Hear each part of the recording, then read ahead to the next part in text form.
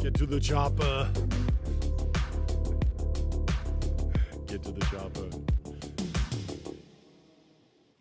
You're watching TBPN! Today is Wednesday, August 20th, 2025. We are live from the TBPN Ultradome, the Temple of Technology, the Fortress of Finance, the capital of capital. The Fortress of Finance is not in good shape today. Holy bearish. Back-to-back tech sell-offs. The QQQ having its worst 2 days since April 7th. I thought April 7th was Liberation Day. It wasn't Liberation Day. It was shortly after Liberation Day. But the NASDAQ did slide 1.5% on Tuesday. Some sort of correction was probably overdue, and we certainly aren't in any sort of unprecedented territory. But public markets seem to be starting to react to some of the big top signal memes that have been flying around the timeline for the past few weeks. So we need to continue to monitor the situation. Joe Weisenthal has a great newsletter today that we're going to be reading through. We'll be taking a tour of the timeline, of course, digging into what else is driving the narrative, what else is driving the news, what else is driving the markets. This feels very different than the Liberation Day sell-off, not just because the Liberation Day sell-off was, I remember there were multiple days we were in the gym and we checked the market and it's like down 5%, which is huge for a single day. But Liberation Day to me always felt like there weren't that many tech considerations. Yes, Apple's in China. Yes, there were semiconductor considerations, Taiwan, and AI supply chains generally. The market was scared about tariffs. For good reason. And people can debate that. But now the market is just effectively scared that AI hype is overblown. Yes, but there's some sort of difference there where tariffs affect the real economy, the price of food, the price of gas, the price of, like if there's going to be a tariff on lumber, that's going to drive up housing costs. That's all the real economy. That we're talking about computer money, the money that's in the computer. That's the AI bubble. People have been trying to get out. That's what people are trying to get out of their laptop. They've been trying to hit the keys in the right order to get. If you had $100 million in your laptop and you were trying to get it out, well, today it's only $98 million because we're down 2%. I thought this post from the account Negative Alpha was funny. This is a quote. This is an Anon account, but he says it's from his PM. He says, if your stocks are green today, you literally own dog, SHIT. If your stocks are red today, you own AI. Basically, you're an idiot either way. Not true, though. One stock that's green, of course, Home Depot. You heard it here on the show. If you were interested in going long the Amish, our pick was Home Depot, and Home Depot beat earnings and I believe is doing well. Up 11% over the last month. Yes, and hello to everyone in the chat. Thanks for tuning in. We're glad to have you here, and thank you for the feedback on the new soundboard sound. The Eagle, I think, is a perfect. Fantastic. Anyway. when the market's down, what do you got to do to save time and money, Jordy? You got to go to ramp.com. Easy to use corporate cards, bill payments, accounting, and a whole lot more. All in one place. Get your house in one place at ramp.com. Let's read through Joe Weisenthal's latest newsletter, AI, Orality, and the Golden Age of Grift. We live in an age of extreme crazy grift. Graphic here too. Yes. What is this graphic? Come in. It's viral. This is the Dubai chocolate thing. He breaks down some of the different viral products. And there's another article in the New Yorker that I put in the deck today that talked about brain rot, IRL brain rot, the Labubu-ification of the world, and Dubai chocolate, and these ideas that are things that are designed to go viral but then instantiate themselves in the physical world. Yeah. I think that's interesting. We like when the slop stays on various corners of the internet. Yeah, and you can just hit, I'm not interested in that post, as opposed to when you're walking around and you don't really have that option when you're at a store and it's stuffed to the gills with IRL brain rot. Anyway, Joe Weisenthal says, we live in an age of extreme grift. This is obvious. There are people out there publicly organizing pump and dump schemes. Right now, someone is trying to sell you $1 worth of cryptocurrency for $5. These are, of course, the Bitcoin treasury companies that are trading above net asset value. They're trading above the book value of the cryptocurrency that they have on the balance sheet. Celebrities scam their fans by selling them garbage. It's all over the place. But that alone isn't particularly interesting. Grift has been around since day one, and there might even be a cyclical element to it. The economist John Kenneth Galbraith famously talked about the bezel, not bezel, which is the bezel on a watch, which you can go to getbezel.com. Your bezel concierge is, of course, waiting for you to help you source any watch in the world. Seriously, any watch. But the bezel is about embezzling, not the bezels of luxury watches. Bad faith business practices that produce an illusory wealth effect, which only gets exposed after the bust. Yes. Once everybody realizes that everybody else is, or at least some people, are swimming naked. Yes. Joe says, the interesting part to me is the total lack of shame. Nobody bothers to try to hide it, and nobody really judges it either. It's all just right out in the open. The world is awash in economic nihilism. We've talked about, this sort of get your bag culture. Get your bag culture. Jim Chanos calls it the golden age of fraud. Anyway, I know I haven't provided any hard evidence that things have become more deranged. This is just my sense from looking around. If you disagree with the premise, it's fine if you want to stop reading, or in our case, listening. With that being said, before going further, I want to take a brief detour. In the middle of the 20th century, when the television really emerged, it was probably seen as the polar opposite of the book. So the television emerged in the middle of the century, 20th century. That was before Restream, correct? Yes. So they couldn't do one live stream with 30-plus destinations? Not a chance. They couldn't multi-stream and reach their audience wherever they were? Certainly not a chance. Interesting. Yeah. Anyway, go to Restream.com. But now you can. Now you can. So highly literate people look down on the idiot, quote-unquote, idiot box and so forth. However, two dots on a plane that initially seem very far apart will start to appear closer as you look from a distance, and that's how it is with books and TV, which actually have a lot in common as media types. Both engage the eyes, and actually with subtitles, both can be consumed in silence. Growing up, my parents were into film, and they would routinely say that TV rots your brain. That was like, brain rot was a term that was used for just television generally. Yeah. And now we are so far beyond that. Yeah. Anyway, continue. Yeah. Now it's algo feeds rot your brain. The TV's great. Fine. It's Lindy. Yeah. It's fine. Yeah. Turn it on and enjoy. It's for the Pooh Bear wearing a tuxedo. Yes. Yes. The Winnie the Pooh. And both are passive, one-directional media forms that can be consumed alone. Both are very costly to produce and distribute at scale, which has a gating mechanism in terms of who can get involved. Moreover, television definitely has more in common with the book than radio does. Radio has a long history of bidirectionality, whether we're talking about trucker CBs, call-in shows, or amateur ham radio that can be broadcast on a shoestring budget from your basement. That's interesting. I was thinking about this the other day when I saw that Amazon is investing in a company that will allow viewers of TV shows to use AI to create their own scripts of shows they like and somehow insert themselves into the show itself. The company has a vision of making TV a playable medium, a la video games. We'll see if anyone's into it, but it's yet another assault on passive media. There's also, Netflix had that one show that really hit that was like a choose-your-own-adventure type show, but you haven't heard of any of those formats since then? I feel like it's been years. Bandersnatch is the one that you're thinking of. Yes.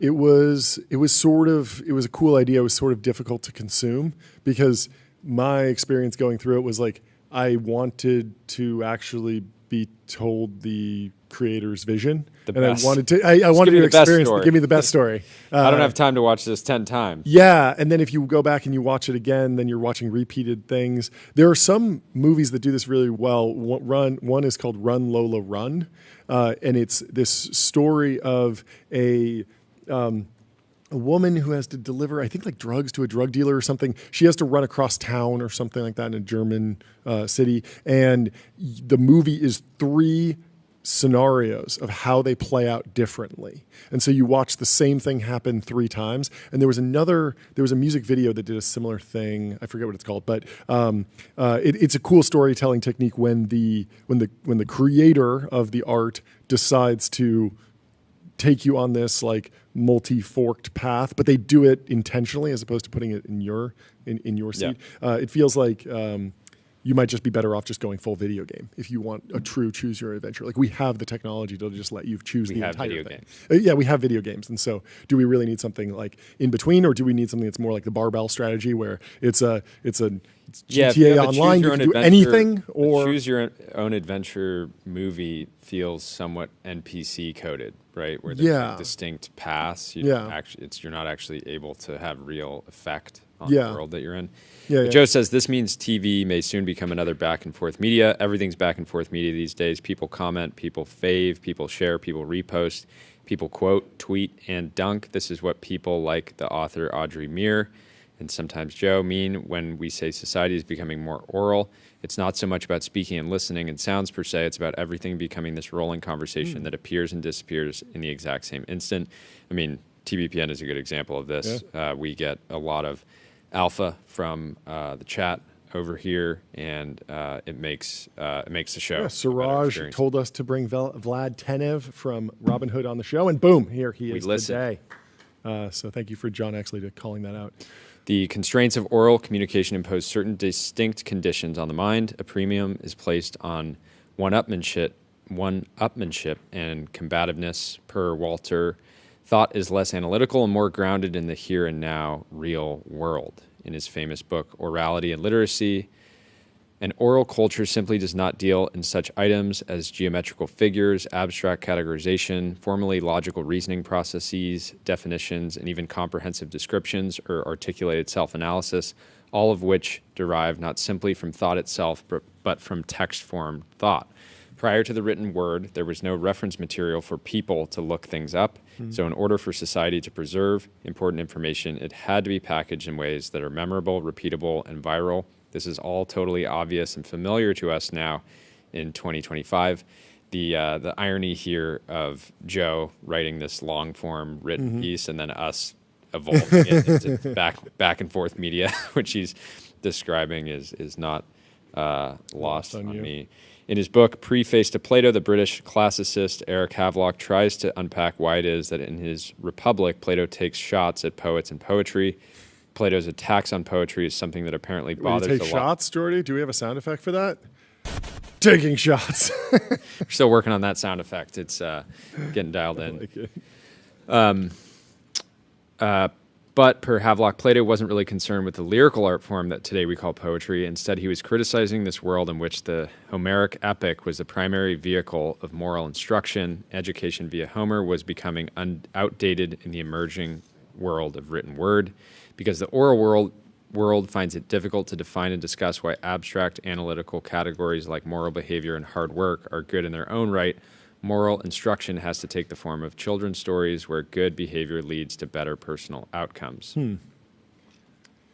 Here Havelock identifies the problem what Greece has hitherto enjoyed, says Adimantus, in a passage of great force and sincerity is a tradition of half morality, a sort of twilight zone, at best a compromise, at worst a cyclical conspiracy, according to which the younger generation is continually indoctrinated in the view of that what is vital is not so much morality as social prestige and material reward. This sounds familiar, which may flow from a moral reputation, whether or not this is deserved, or else, and this is not inconsistent, the young are insensibly warned that virtue is the ideal, of course, but it is difficult and often unrewarding. For the most part, a lack of principle proves more profitable. Do not the gods so often reward the unrighteous?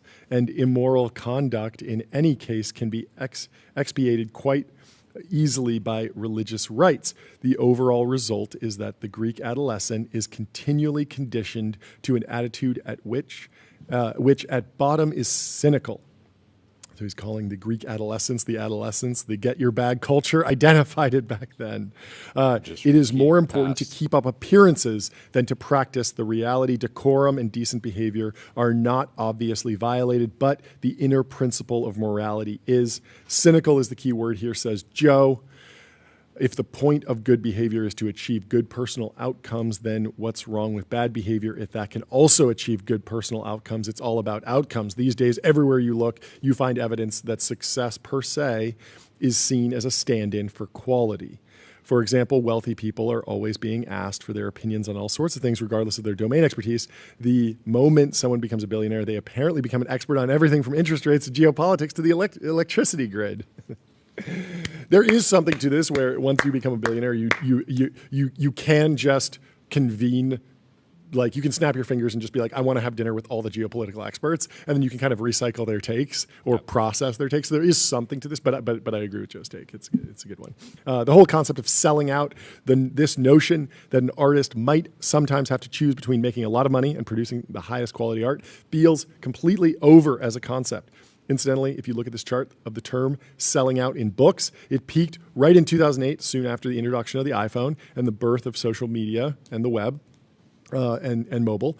Annoyingly, there was a major financial crisis right around the same time, and there are all kinds of cultural turning points that show up on charts around then. And we're doomed to be arguing for eternity about whether it was the phones or the foreclosures that changed the trajectory of history. I think that's a great take.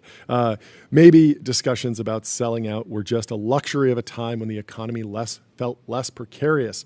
My favorite thing has to be how products get marketed for having gone viral. There are viral handbags. There are viral sandwiches, though this place in the East Village closed down and I never got to try it, says Joe.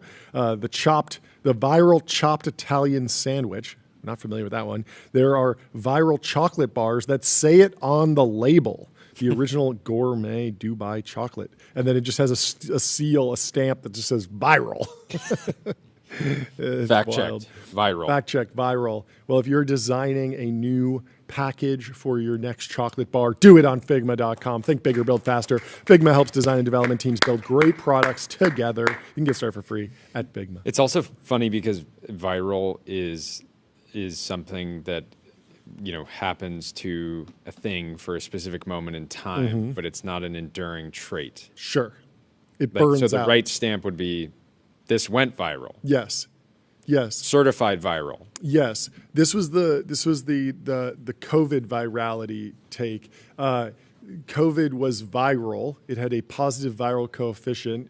COVID infections were growing exponentially, but by definition, COVID must have a sigmoid function, not an exponential function. And what I mean by that is it's an S curve, meaning that there can never be more than 7 billion, 8 billion COVID victims at the same time. It's impossible. It can never be 100 billion cases of COVID because we don't have 100 billion people. So by definition, it has to peter out. And then also, like once if you're actively sick with a virus, you can't get the virus again. Yep. And if everyone has it, then the viral coefficient drops. And so we were always going to see this sigmoid function pop up, and we did. And we saw, very, very fast exponential growth and then declining. So Joe says, this is funny to me because in theory, viral is a neutral adjective. It doesn't speak to any inherent quality of the good itself. Things can go viral for bad reasons. Are the handbags well designed? Does the sandwich taste good?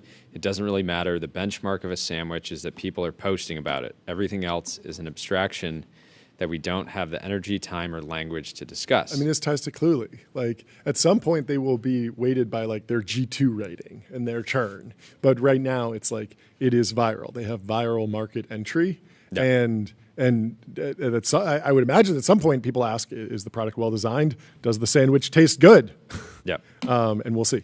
Yeah, and I mean, I went through this with Party Round, right? We went viral over and over and over. Yep. Eventually, I realized it doesn't matter how many times we keep going viral. Yep.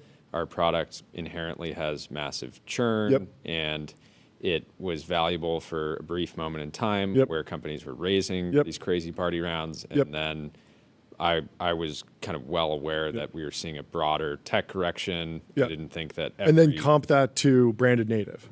Yeah. Never been viral. Never been I've viral. never seen it go viral on the timeline. I've never seen a stunt for it. And but yet it's grown every quarter of my entire adult life. It's crazy, Which, underrated, and potentially a better way to get your bag in decades, not mere days. Yes, slowly. And of course, this gets us back to the golden age of grift, or the golden age of fraud, and why it's all right out in the open.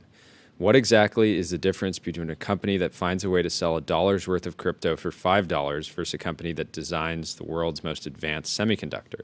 You or I might be able to come up with some story about how, well, you see, one is productive and one actually contributes something material in some way to society, and so the entrepreneurs and investors deserve some reward and so forth. And then someone else will poke holes in this. Are we really better off for semiconductors that make the AI that is breaking the brains of Facebook-addicted boomers? Have quality graphics and video games really made society better off? Yes, absolutely. Haven't you heard about all the people sitting on their couches addicted to looking at their screens? Did that company really do something better for society than the company that made a bunch of people rich with the magic crypto box? I don't know about you, but I'm exhausted just at the thought of having to engage in these arguments. Life is much easier if we just say that the semiconductor company made a lot of money for investors, and so did the crypto pump and dump, and so they're both equally valid as business ventures. Disagree. I understand what he's saying, but I will engage in this all day long. Everybody has to eat, right? Who are we to judge? Yeah. Anyway, new and different media forms don't just give us new means of expressing the same ideas. They change the internal logic of the human brain. And with the return to orality, this endless back and forth as a pervasive modern condition, that's it for the idea that certain modes of profit are more shameful and ought to be covered up and obfuscated. I don't know about that. I think we are in a special time. I think we are I'm more pendulum pilled on this issue, and I do think that that Warren Buffett will return as a hero, and people will be quoting Warren Buffett. Could be Chamath. And I think that getting back to understanding the fundamental value that businesses are delivering will be lauded more, and this is inevitable. It is a product of, maybe it's more of a product of the kangaroo market, of the faster cycles.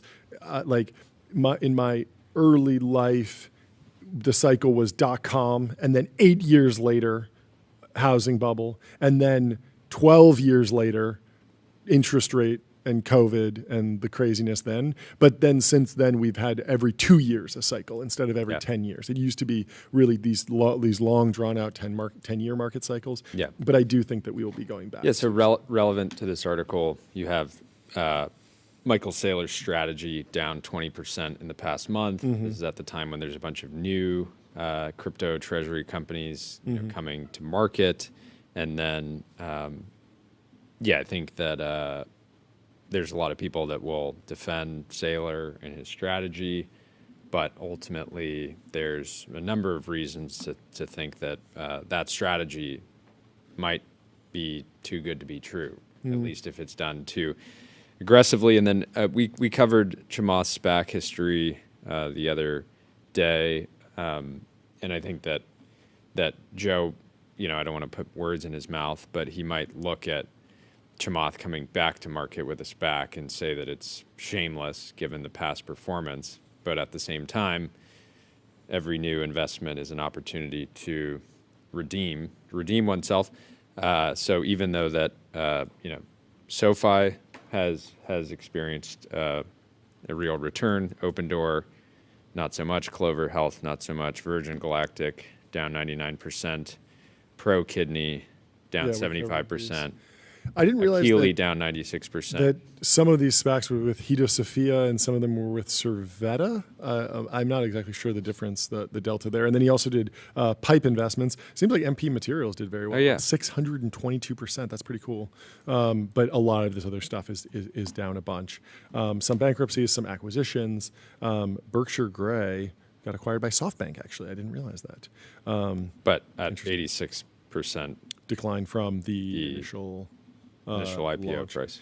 Yeah. So, I mean, you were saying earlier, your take is that you look at this, it looks rough, but he probably learned his lesson. And he might be set up for success this time around. Is that the idea? He could have learned his lesson.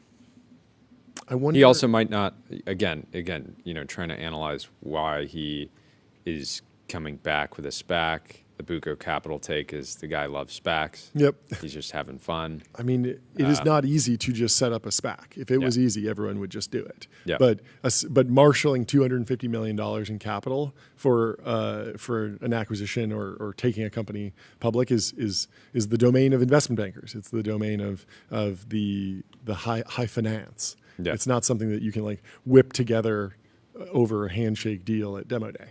It requires a special set of skills, special set of connections, and Chamath has those. But yeah, I don't know.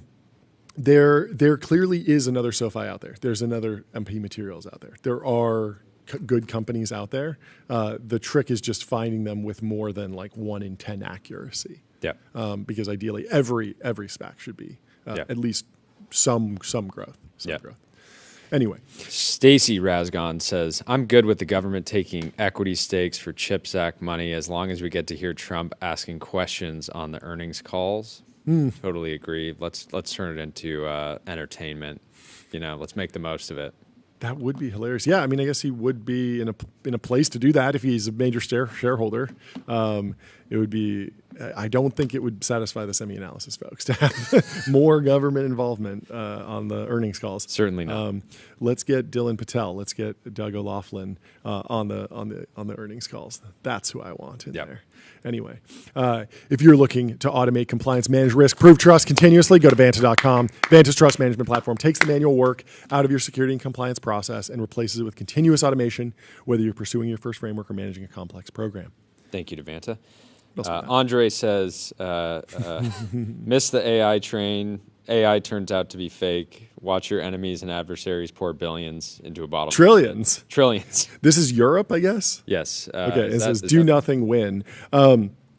I think this is a reaction to this idea that the EU had higher GDP than all of China. But I think they already had higher GDP or something. Did you see this? I just assumed this was general AI bearishness. Yeah.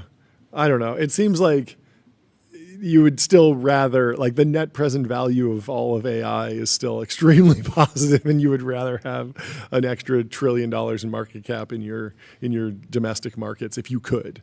So a little bit of a silly post. Maybe in a non-fast takeoff scenario, sure, Europeans can use some version of ChatGPT. They'll probably literally use ChatGPT. I think that the aggregation layer and the application layer matters a lot more than the data center layer. It's great to build data centers all over the world.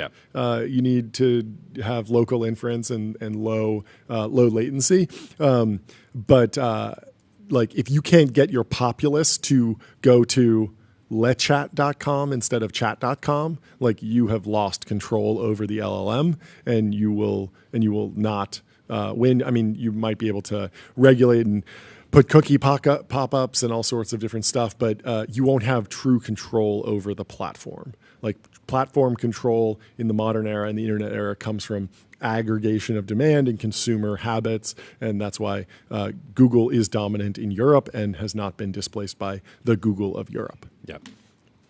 Well, speaking of data centers, Oracle will spend over $1 billion per year to power a single data center with gas generators. Let's give it up for big oil. OCI, deeply underrated, Larry Ellison. Absolute goat. Diving in here, Oracle's Larry Ellison used to scoff at the idea of cloud computing, saying in 2008 that it was complete gibberish. That's crazy. I don't remember him saying that. Now the success of Oracle's cloud infrastructure unit is why the company's stock price has soared and made Ellison, its chairman and co-founder, the second richest person in the world. Oracle's sitting at $654 billion at this on this lovely. He's catching up to Tesla. Day. Yeah, we're gonna need. We're gonna add an 8th to the Mag 7. Mag 8. Mag 8. Put Oracle in there.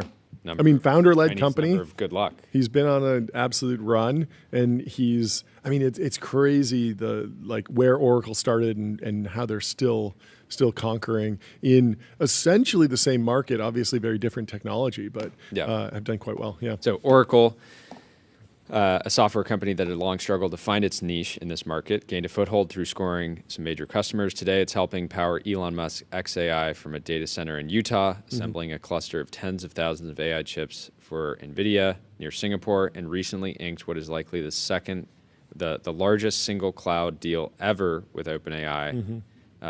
We talked about this a few weeks ago. This is OpenAI effectively committing to these sort of massive inference bills years in advance. We're talking tens of billions of dollars. Is this inference or training? I thought this was I thought this was training news. Models will be trained there, is what Brody Ford says. I was talking about the OpenAI cloud deal specifically. It's a move away from Microsoft. Which is the underlying the undercurrent here. Oracle is on the hook for tens of billions of dollars to develop unprecedentedly large data centers amid energy and material shortages. That includes a plan to spend more than $1 billion a year just to power one new megasite in West Texas with gas generators rather than wait for utility connection. With all of this spending, Oracle recorded a negative annual cash flow for the first time since 1990. That's absolutely wild. Wow. And questions remain about the longevity and margins of offering infrastructure to train AI models. Oracle, founded in the 1970s, had long faded from tech prominence. Certainly hadn't faded from prominence in sailing, things that matter. Exactly. I was about to say racing. So I won't accept that. Having a founder that looks 40 despite being closer to 80. Yeah. On the road to its return in the AI era were internal battles to convince Chief Executive Officer Safra Catz to invest in the cloud, recruitment of key customers like TikTok, and the rise of a brash executive named Clay Magorek. Bloomberg spoke with more than 30 current or former employees and customers to understand how Oracle can deliver on its towering promises. They detailed spiraling costs, accelerated timelines to satisfy OpenAI, regulatory roadblocks, and the hiring of hundreds of former Amazon cloud staffers, speaking anonymously to discuss the inner workings of a famously private and litigious company. Oracle declined to comment. So, as cloud computing picked up steam in the late 2000s, Ellison had little reason to be excited. Oracle's namesake database, which is purchased outright and installed directly on customer servers, is one of the world's great cash businesses. Adopting a cloud sales model where users rent access to software would almost certainly come with lower profits and a need to collaborate with rivals. After years of writing off the cloud as marketing, Oracle's tone changed as its business came under fire. Amazon pushed cheaper database options on its cloud customers. Application rivals like Salesforce promise easier installation and updates. Ellison saw the need to get Oracle's Fusion apps, commonly used for finance and resource planning, on the cloud, according to people familiar with its thinking at the time. There were competing efforts through the 2010s within Oracle to build a cloud for internal and customer use. An initial attempt led by Thomas Kurian. No way. He's the head of Google Cloud now. Okay. Yeah. I didn't realize he was at Oracle before. Yeah. So a separate group made up of largely Amazon alumni led by Don Johnson pushed an approach called bare metal, in which clients wouldn't have to share their servers with other renters, allowing Oracle to target privacy-focused customers. The group also focused on building smaller data centers, which let them expand in countries that weren't yet viable for industry leaders. The bare metal approach won the blessing of Ellison, who remains a key decision maker despite handing off the CEO title more than a decade ago. I absolutely love that. It's like, hey, somebody else can handle all the stuff I don't want to do. I'll still handle the what was that big ticket decisions. What was that famous Larry Ellison quote during COVID? Larry Ellison. Ellison. I'll keep reading while you find it. The new product came to be known as Oracle Cloud Infrastructure, or OCI. Kurian departed the company in 2018 after his approach was sidelined. He then joined Google to lead its competing cloud service and remains in that position. And there's a chart here, if we can pull it up. Oracle Cloud is expected to be majority of business by 2029, and Wall Street is projecting breakneck growth. You find the quote? I don't remember exactly what it was, but basically he was just hanging out in Hawaii during all of COVID. But he paid all of his workers like the full amount when they were in benefits through May or something. They did some shutdowns of the office, but it was just very funny where he was just like, I will be in Hawaii while this chaos is unfurling.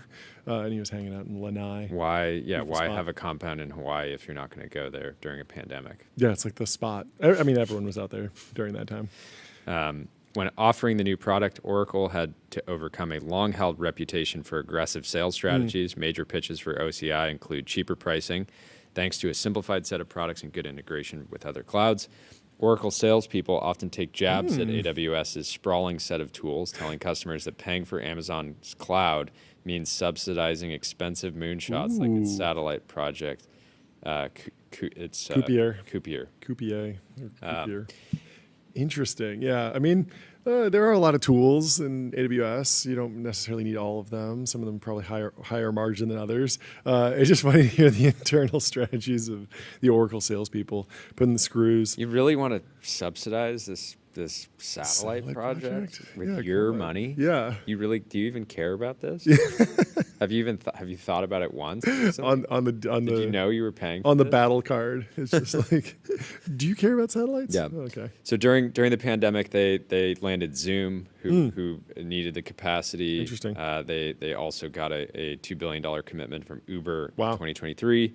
And then during that era as well, they got TikTok, Yeah. of course, owned by ByteDance. And that was the whole narrative of like, if TikTok sells, it'll be to Oracle, and Oracle will just host all the data, and TikTok will be kind of its own company, and there's no antitrust considerations because Oracle doesn't have any consumer-facing social media products. It always seemed like a weird fit, but like a decent fit, like not huge synergy, but certainly solves the solves like all the security concerns because Oracle's like the most American forever company that's like just built American data centers for. So they landed TikTok. Yeah. That account quickly surpassed $1 billion in run rate, and then it eclipsed the rest of the cloud business combined. I mean, I remember seeing the cloud bills from what was it? Snapchat, I think, was paying maybe Google Cloud like $1 billion a year, and that's on like what? 15 billion of market cap or something. So like a pretty significant investment. I mean, storing videos is a lot heavier than storing text. And so when they started working with TikTok, that's when they started getting familiar with building out these more AI focused. That makes sense because they need to do the inference for the that's when they started recommendation buying a algorithm. bunch of GPUs. Yeah, that makes sense. Well, they should also get on graphite.dev, code review for the age of AI. Graphite helps teams on GitHub ship higher quality software faster. You can get started for free at graphite.dev. Internal accolades have flowed to McGork. We're probably just butchering this. Butchering Sorry. that name. McGork.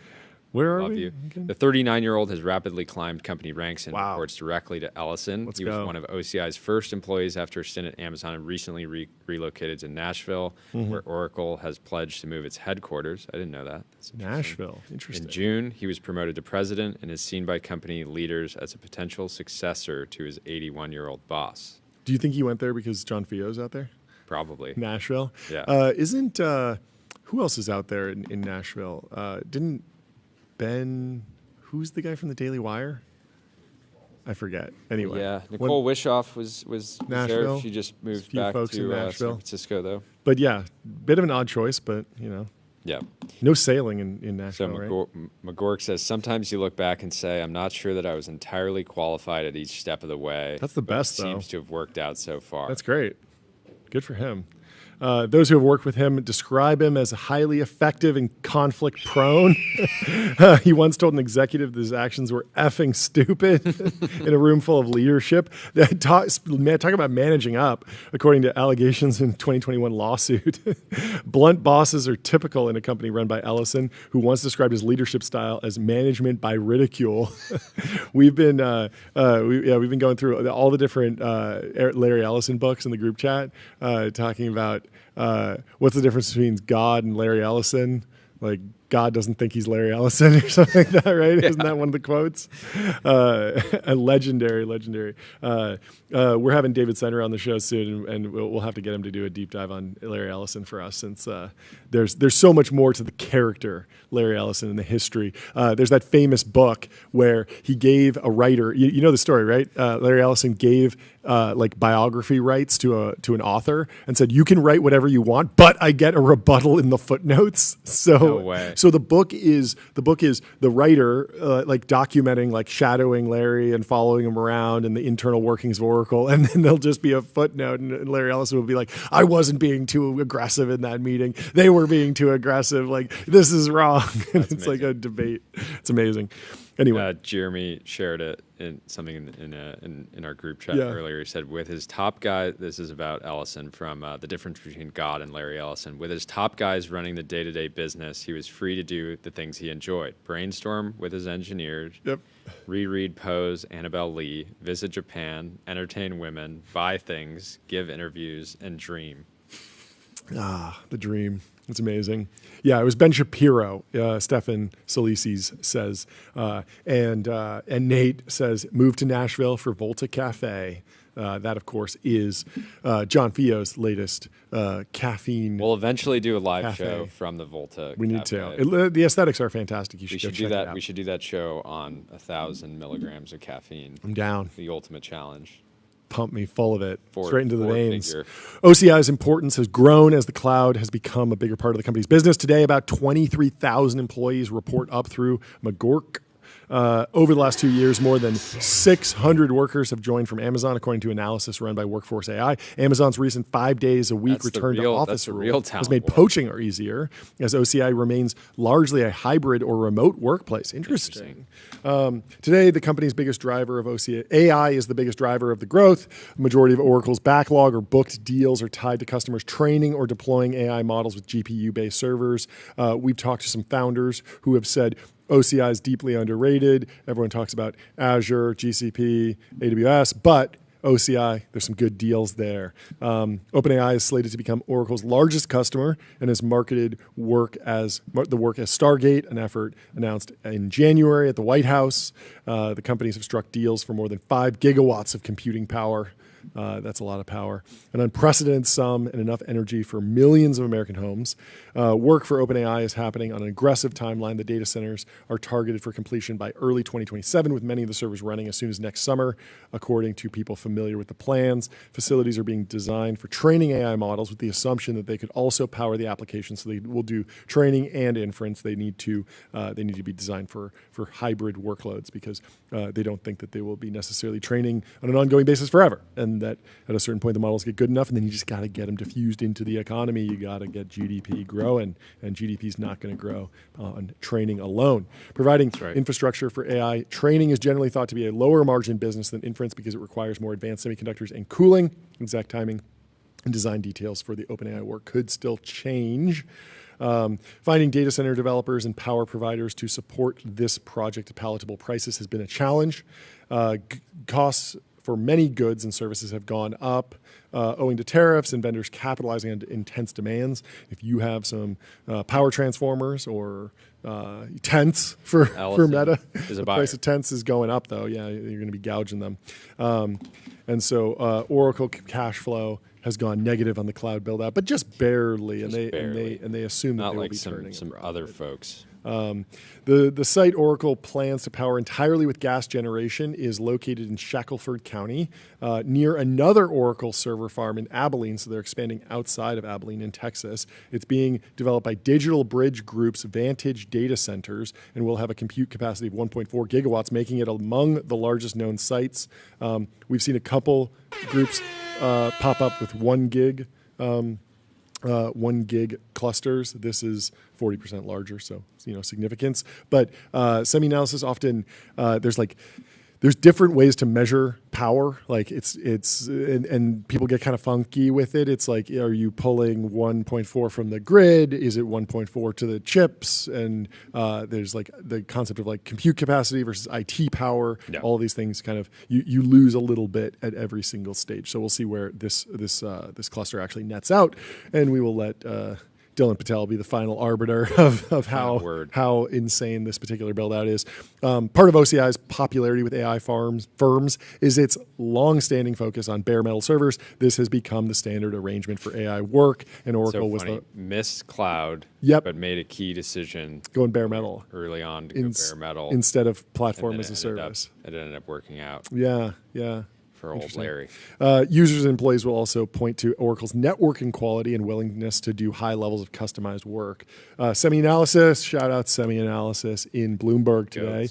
Popular industry analyst listed Oracle Cloud near the top of its rankings for AI infrastructure vendors in March, citing its cost effectiveness, networking quality, and strong customer service. They should add a category for how aggressive the sales team is. For sure. Battle card ranking. How much trash they talk about the competitors.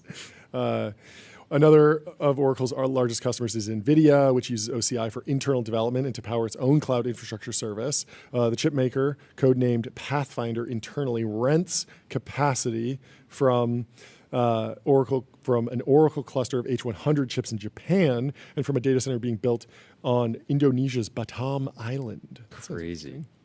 Big into islands over at Oracle. Oracle is also in talks with Meta Platforms and XAI for further capacity. Of course, Larry Ellison and Elon Musk are famous for getting dinner with Jensen Huang and Batam Island is right off the coast of Singapore. Is it beautiful? I'm sure it is. More like industrial. Should we go? Next vacation? It's very industrial. Okay. But I'm sure it's still beautiful. Book a wander. Find your happy place. Find your happy place. Book a wander with inspiring views, hotel-grade amenities, dreamy beds, top-tier cleaning, and 24/7 concierge service. It's a vacation home, but better, folks. I don't even need to read it. We need to get them to put together the Wander Data Center collection. Yes. I want to wander in Abilene. I want to wander in Batam Island. I want to wander in Japan, wherever that data center is. I want to go on the world tour. Take me to Virginia. Put me next to AWS East.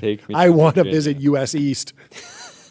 Oracle's cloud business is still orders of magnitude smaller than Amazon, Microsoft, and the number 3 provider, Alphabet Inc.'s Google.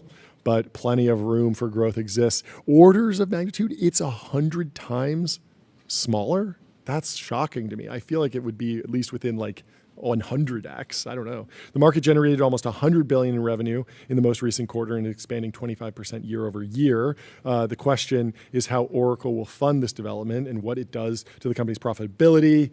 Still, the company hasn't had to borrow money to develop its centers like smaller rivals such as CoreWeave, who we've interviewed the founder of. We believe margin will rebound and cash flow will be substantial once they get through this investment phase, said an analyst, I think, an analyst at Bernstein. Oracle is going through a business model transformation that is even more impactful over a shorter period of time. Yeah, it's hard to imagine that these data centers, I mean, we could be winding up in like the dark fiber world where a lot of these data centers don't get used if like truly there's a major popping of the AI bubble, but this stuff seems to be extremely valuable for a long period of time. And it's hard to imagine a bunch of huge data centers like not being useful to America in a decade. And so he's risk on. He's on, but not using leverage. Yeah, not using leverage. It's all coming out of the free cash flow. They have the cash to pay for it. And it seems like he's in a good position. Anyway, you should get on Julius. What analysis do you want to run? Chat with your data and get expert level insights in seconds. You can ask Julius to analyze your data. Business better. And they're loved by 2 million users and trusted by individuals at Princeton, Boston Consulting Group, and Zapier. And TBPN. There is a new leak of a memo from Alexander Wang. Okay. Kylie Robinson is reporting that Alexander Wang wrote that superintelligence is coming in order to quote unquote take it seriously, the company is making major changes. So we can get into this a little bit. Yeah. Do we want to have Tyler break down the whiteboard? We should. Or show us what is the structure? What can you tell us about the current structure of Meta's AI efforts, Tyler? Yeah. So I think that the main thing is that we now know that Alexander Wang is like top dog of AI at Meta, right? So we have, I don't know if we can show it yet, but basically you see Zuck at the top. Yep. And then Alexander Wang reports directly to Zuck. Reports directly to Zuck. Okay. And then everyone who works at on AI at Meta, not just MSL, like Fair, every single org that does AI, reports directly to, well, not everyone, but they all report to Alexander Wang. Yep. So then below him, we see three more people. We see Jan LeCun. Okay. And is Jan LeCun at Fair? Was that his? I think that is still unclear. Okay. We're not super sure. He was chief scientist. But he was not on the Llama team? No, I don't think so. Okay. It's also like maybe he was on the Llama team, but then for Llama 4 he wasn't, or something like that. But then so in charge of MSL is Shangjie Zhao. He was at OpenAI, I'm like 90% sure. And then we see Nat Friedman is also there. And then so below them is just, these are like the actual researchers who've been poached from various labs. So you see like Jason Wei, Lucas Bayer from OpenAI. I think Semi-Analysis had a funny joke post about this that they wound up taking down. There was something to the effect of like you worked at a different AI lab focused on training. They decided they sold and they said like this new organization won't be doing training, and then so you go over to Meta and you work under Jan LeCun, and then they're like you're not going to be doing training either, and so it seems like there's a real fight if you're an AI researcher to actually get onto a team that's working on training superintelligence, because there's a huge amount of demand for just like let's productize this now, and there's probably a divide among the researchers on where they want to play in the stack. Do they want to be focused on implementation, applications, leveraging the foundation models, versus training and coming up with the really novel solutions? So internally, they have TBD labs, which will also be in charge of exploring new directions, such as building an Omni model. Okay, and TBD Labs is a subset of MSL or a side MSL? What's the take there? It feeds into it. It feeds into MSL. Yeah. Okay, got it. And then Fair will be a quote unquote innovation engine for MSL's training runs by feeding its research directly to TBD Lab. Okay. Got it. And that's according to Kylie, that's a more active role for Fair than before. Yep. Fair is known for publishing their research, giving it to employees. Yep. And so, how would I comp this to OpenAI? It seems like Shenja Zhao is sort of the Mark Chen of MSL. Yeah, I think that's probably head of the research way to do it. Yeah, okay. Head of research. Yep, and then Zhao has at least four like really key high level researchers. Yeah, these are mainly just like the like big names. The big names. Obviously, there's like way more. But yeah, I mean, even at OpenAI, it's like still, it seems like there's like a lot of teams there that's like, oh, I led O1 research, but then there's someone else who like led reasoning. Yep. So it's like unclear how those overlap. Yep. So we don't really know like what the exact comp would be to OpenAI or to an Anthropic or something like that. Sure. But so far, the actual like MSL core team seems fairly small, at least of like public people that we've seen. I remember that there was some spreadsheet that leaked maybe like a month ago that had only like maybe 25 names on it. Okay. And they were all like kind of superstars. So. And were they mostly on OpenAI on the various training runs and various research projects, or was this across the entire industry? No, it was not just OpenAI. Okay. There was a bunch of people. Was this like the list that was leaked? No, that was more recruiting focused. Okay, this was just like the actual team. Okay, got it. But there's more info in the memo about the GOAT, Nat Friedman. Friedman. What's he doing? Will lead MSL's efforts to integrate AI into Meta's products. So, awesome. As everyone knows, Meta's been trying to make things like AI glasses and the Quest VR headset go mainstream. these products have garnered good reviews, but have yet to make up a meaningful portion of revenue. And Nat Friedman, like, it really feels like he might be the best person in the world to do that, because who was the first person to actually make money off of GPT-3? It was Nat Friedman with GitHub Copilot, right? And so if you think about, like, how can you actually deliver value that people pay for at a good margin, which in the meta context, it might be it's value that's delivered for free and then monetized via advertising. But in general, you need to develop products that pass the hurdle rate of, like, value capture, and not just go around doing science projects, which is what a lot of the research labs are set up to do, and that's fine. But like the real, like, it feels like Meta has some real horsepower on the training side. They're going to be able to build great models, and they're going to need to build those in and vend those into a variety of products, everything from Meta Ray-Bans to Facebook, the Blue app, and Instagram and WhatsApp. And how can you do that in a way that is product focused? Well, you hire the person that was the first real, like, AI application layer builder, like with GitHub Copilot. Demigod. Yeah, I mean, I think one his thing that's notable. So when Meta undersold. internally announced the creation of MSL in June, it said that Friedman would be its co-lead.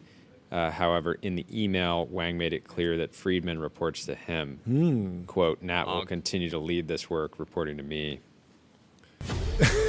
I don't think that's as dramatic as you think it is.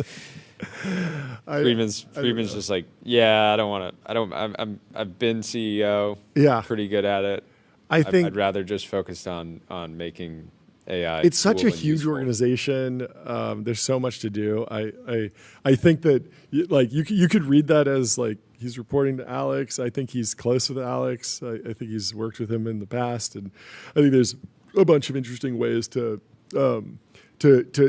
actually go and have a better experience within the behemoth that is Meta, focused on just implementation of frontier models, as opposed to actually having to have the AI researchers roll up to you, and then you're a middle manager in between Mark, and you're kind of sharp elbows with Alex on who's doing what, where the stuff is allocated. It makes sense to just have a rock star training team, and then take the stuff that they trained, go implement it. And of course, there'll be some feedback there, but it won't be. But if you are an AI implementer, an application layer developer, like, you don't necessarily need to have the researchers report to you. Yeah, true.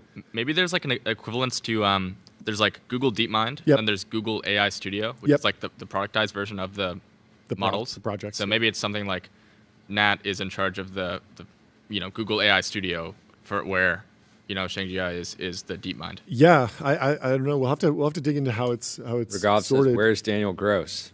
Yeah, where is Daniel Gross? We got to figure out how he fits in. Great question. I don't know. I mean, was his transfer, his trade deal, ever fully confirmed? I don't think he's put out a post about it yet. But it was confirmed that he left SSI. Okay. Oh, yeah. Ilya posted about that and said, like, we're wishing him so the best. on Daniel Gross's website, it just says working on AI products at Meta. Okay. So it sounds like confirmed. Okay, he's confirmed, probably still working with. But who knows? Nat. I would imagine he's working alongside Nat, right? They merged.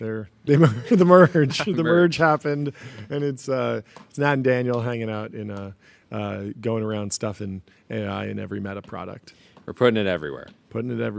I mean, it seems like a good strategy compared to, like, it's got to be wrangling that problem at Google has got to be somewhat even more difficult, because there's probably a Sheets team, there's a Gmail team, there's a Google search team. It's harder at Google because the core search business is threatened by Gen AI. Sure. And because you can just go on ChatGPT and have it browse Google for you. Apparently, yeah. But whereas if you're more Meta, right? You're like, this is cool incremental. tech. This is going to, we only want to do things that drive higher ARPU or higher user minutes. How do we keep people in the apps for longer? Yeah. And it should be very additive on the creator side, on the consumer side. But you should, like, a lot of the usage patterns. I mean, when they rolled out stories, it was very clear that I don't know if they actually wound up rolling out stories in WhatsApp, but they definitely rolled it out both in Instagram and in Facebook.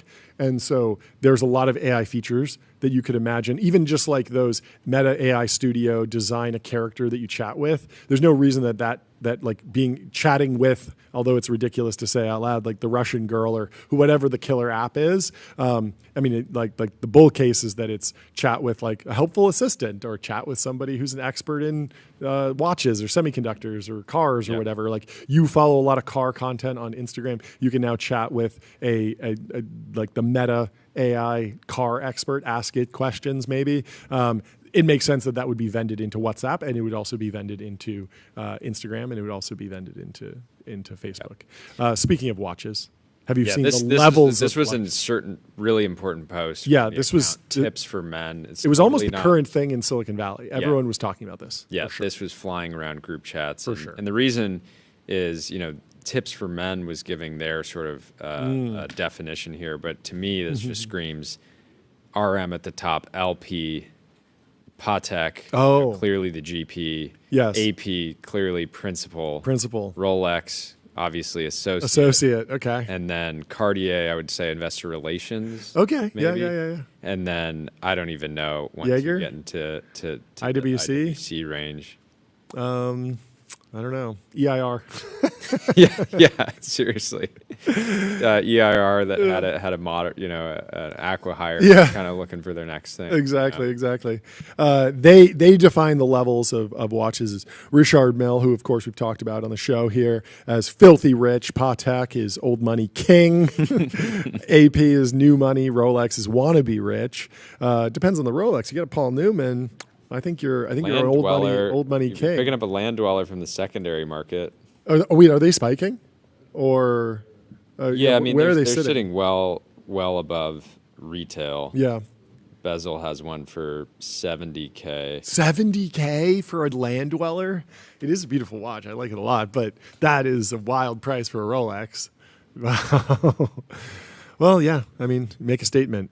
It's a nice bracelet. Yeah, it's a good bracelet. It's a good bracelet, sir. If you were running a luxury watch brand and you wanted to get your watch brand mentioned in ChatGPT, what would you do? I'd go to tryprofound.com. Tryprofound.com. So you could get your brand mentioned in ChatGPT. You could reach millions of consumers who are using AI to discover new products and brands. You could even get a demo. I would not be surprised if at least one member of the Holy Trinity already uses Profound. I wouldn't be surprised either. Wouldn't be surprised. Fantastic. Yeah, I got an investor update from James at Profound last week, and it was the single most impressive monthly update that I've received across investing in 60 or 70 different startups at this point. Very, very impressive. Shout out to them. What is Raboy talking about here? Keith Raboy has taken yet another victory lap on calling Miami as an underrated place to live. It was, of course, not in the conversation at all, and then it became the current thing. Delian famously posted, can we just move Silicon Valley to Miami? Someone successfully did that, and a lot of companies moved there. Of course, it didn't actually become like a major tech hub, but it's certainly more of a destination for the tech elite than it's ever been in the past. It's a beautiful place. I love visiting it. Great for conferences. Great. My favorite thing about Miami is that if you host a tech conference there, no one will go home after the conference ends, because everyone will get a hotel room because almost no one lives there. Yeah. And yet it's a place where people can justify going to a flight. It's as convenient as Las Vegas, as nice weather, lots of activities like Las Vegas. But if you throw a big event in San Francisco, half the audience will be like, oh, well, I'm not, maybe I got a babysitter, but I'm going to go home. And if you throw an event in New York, same thing. But if you get everyone to Miami, 90% of those people are going to be from out of town. They're going to book hotels. They're going to be there. They're going to be staying up later. They're going to be having more fun, more networking, more business connections, more value creation. So still bullish on Miami as a place to visit and as Tech's Vegas. Less bullish on it as go try and build a foundation model company and recruit a bunch of AI engineers. That's going to be a tough lift. But the office visits in July 2025 changed from the first month of 2019 is way up. Denver is down 40%. LA is down 36%. We're trying to shift that trend by being fully in office. Alec McGillis who Keith is quoting, says, really striking to what degree New York has become an outlier in recovering from the remote work shift, especially given that it is a city that was first hit hardest by the pandemic. A huge part of this is that people's apartments and or homes that are actually in New York City are so much smaller, so people often want to go to the office. That's a good point. Whereas if you're in Denver or even LA or Chicago or Boston, you might live slightly outside the city. You might live in a suburb. Denver's over here. They're still on a hike. They're still on a hike. They're still hiking. Yeah, so nationwide, office visits are down over 20% since pre-pandemic times. And so July of 2019 is kind of where the benchmark starts before the pandemic hit. And obviously that changed a lot of businesses. It changed a lot of work from home behavior. We were just talking about Oracle. You know, they're building data centers, but they're doing it remotely. Whereas AWS has kind of gone back into the office. Seattle notably missing from this list entirely. But anyway, this post from Tane is wild. So he's charting out annualized ad revenue by platform. Google search at we need to do some pop quizzes billion. Here. How much, Tyler? How much money do you think in revenue Bing brings in every year? $5 billion. 14 billion. All right, that's not too far. That's right. You're up by far. 3x. If John had asked you about Snap, you would have been pretty close. They did $5.5 billion. Pinterest is at $4 billion. Uber at $1.5 billion. This is ad revenue, not platform revenue. DoorDash is making $1 billion on ad revenue. Instacart's making $1 billion on ad revenue. But Meta is up at $200 billion or $186 billion. Google search is at $215 billion. And so, yeah, I mean, like the OpenAI, we were talking about Brad Gerstner kind of saying that, you know, the OpenAI valuation of $500 billion is like way ahead of Google's metrics based on where Google was when they were valued at $500 billion. But when you look at that pool of high margin ad revenue, $215 billion from Google, $186 from Meta, $63 from Amazon, and you ask yourself the question of like, will ChatGPT be able to grab a piece of that? Is it already?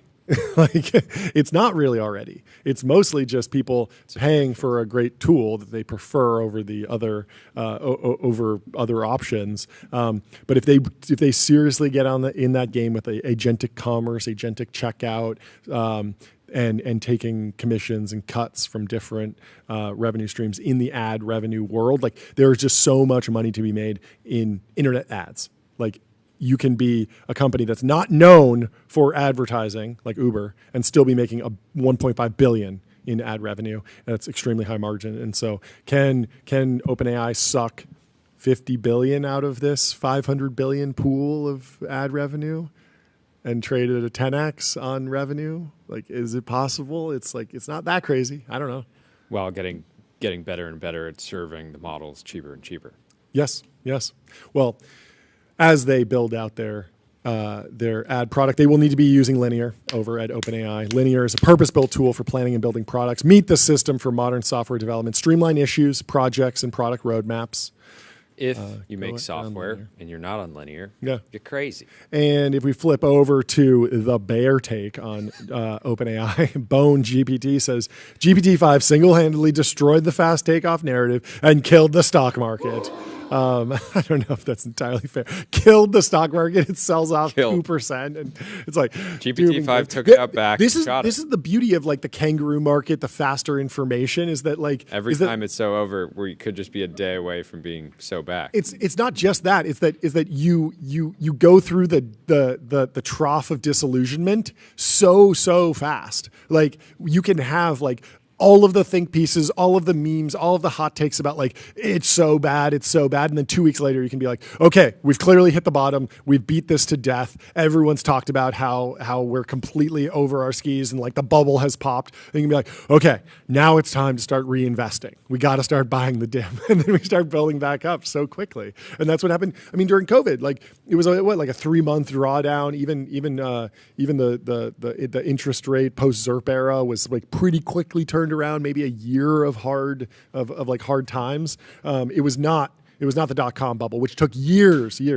And Tyler Cosgrove has this is the doomsday clock for us. So the doomsday clock, typically the folks who are worried about the apocalypse are tracking the doomsday clock, the amount of time until doomsday. We have been tracking, we say it's 90 seconds, not to AGI, it's 90 seconds to nothing. Tyler, can you give us some more context on what inspired this and how you're feeling? Okay, so this is apparently, this is like the doomer take on GPT-5, right? Yeah. Nothing ever happens. Nothing ever happens. No fast takeoff. Okay. I disagree. Okay, I think GPT-5 was pretty good. Yeah. But how many seconds until AGI and the singularity? How many days? I mean, Sam Altman put it at a couple thousand days. 3,000 days is a decade, right? I would put it closer to remember the singularity, the timelines. merge, his definition days, for that was just people become really close friends with a chatbot. Yeah. That's pretty clear. I mean, I guess like if there's going to be a fast takeoff, if there's going to be some sort of singularity, something that's like unpredictable, I would peg it more at 7,000 days. I would put it at 2045. Okay, maybe I'm like halfway in between you and Sam. And Sam. So Sam's 2035, 2040. Okay. 2040. Okay, so that's a lot of seconds. That's a fair amount of seconds. Buco Capital, which is basically the fourth technology brother. Yeah. He says, this is a drawdown for ants. Momentum names with zero valuation support, still up 100 to 700% year to date. Several with no revenue. Many still getting gunned from the lows back to roughly break even. I don't know when the music stops, but the palantards and the lemon apes are still dancing. Lemon apes? What are lemon apes? I think lemonade. Lemonade is a meme stock now? I mean, it's up. It's up. It's up. Couple 100% year to date. Well, no, not year to date. There's another story that is over the last year that is developing, but we don't have a full analysis of it. So DeepSeek version 3.1 is out. The model was released on Hugging Face. Is that correct, Tyler? Yeah. So I think there's no model card. Okay. So we don't know like what the benchmarks are really. Why would that be? Why would they release the model without releasing the model card? I feel like that's kind of standard issue. Yeah. I don't know. I mean, it could just be like, oh, we forgot to add it to the like file. I don't know. Okay. I mean, I assume that they're gonna add it within a couple days. Okay. Well, people could do it independently too. Yeah, you right? can run the benchmarks independently, I guess. Okay. But yeah, so far it seems it's kind of up in the air how good it looks. Some people were like, oh, China's cooked, like, you know, the chips like totally screwed with DeepSeek. They tried to train on Huawei, they failed, they couldn't get NVIDIA. Like, people were saying like, oh, it was supposed to be DeepSeek v4. That's what we were hearing, for sure. Yeah, and then it turned into 3.1. It was so bad. So it could be sort of like a 4 or 5 moment. Yeah. But yeah, it's possible that they're going down. They're mimicking the error in the tech tree that was followed at OpenAI and Meta, it seemed like. Because GPT 4.5 kind of came out and was underwhelming, and then Llama 4 Behemoth couldn't get out, and we might be seeing something similar. I mean, so those were both examples of like big.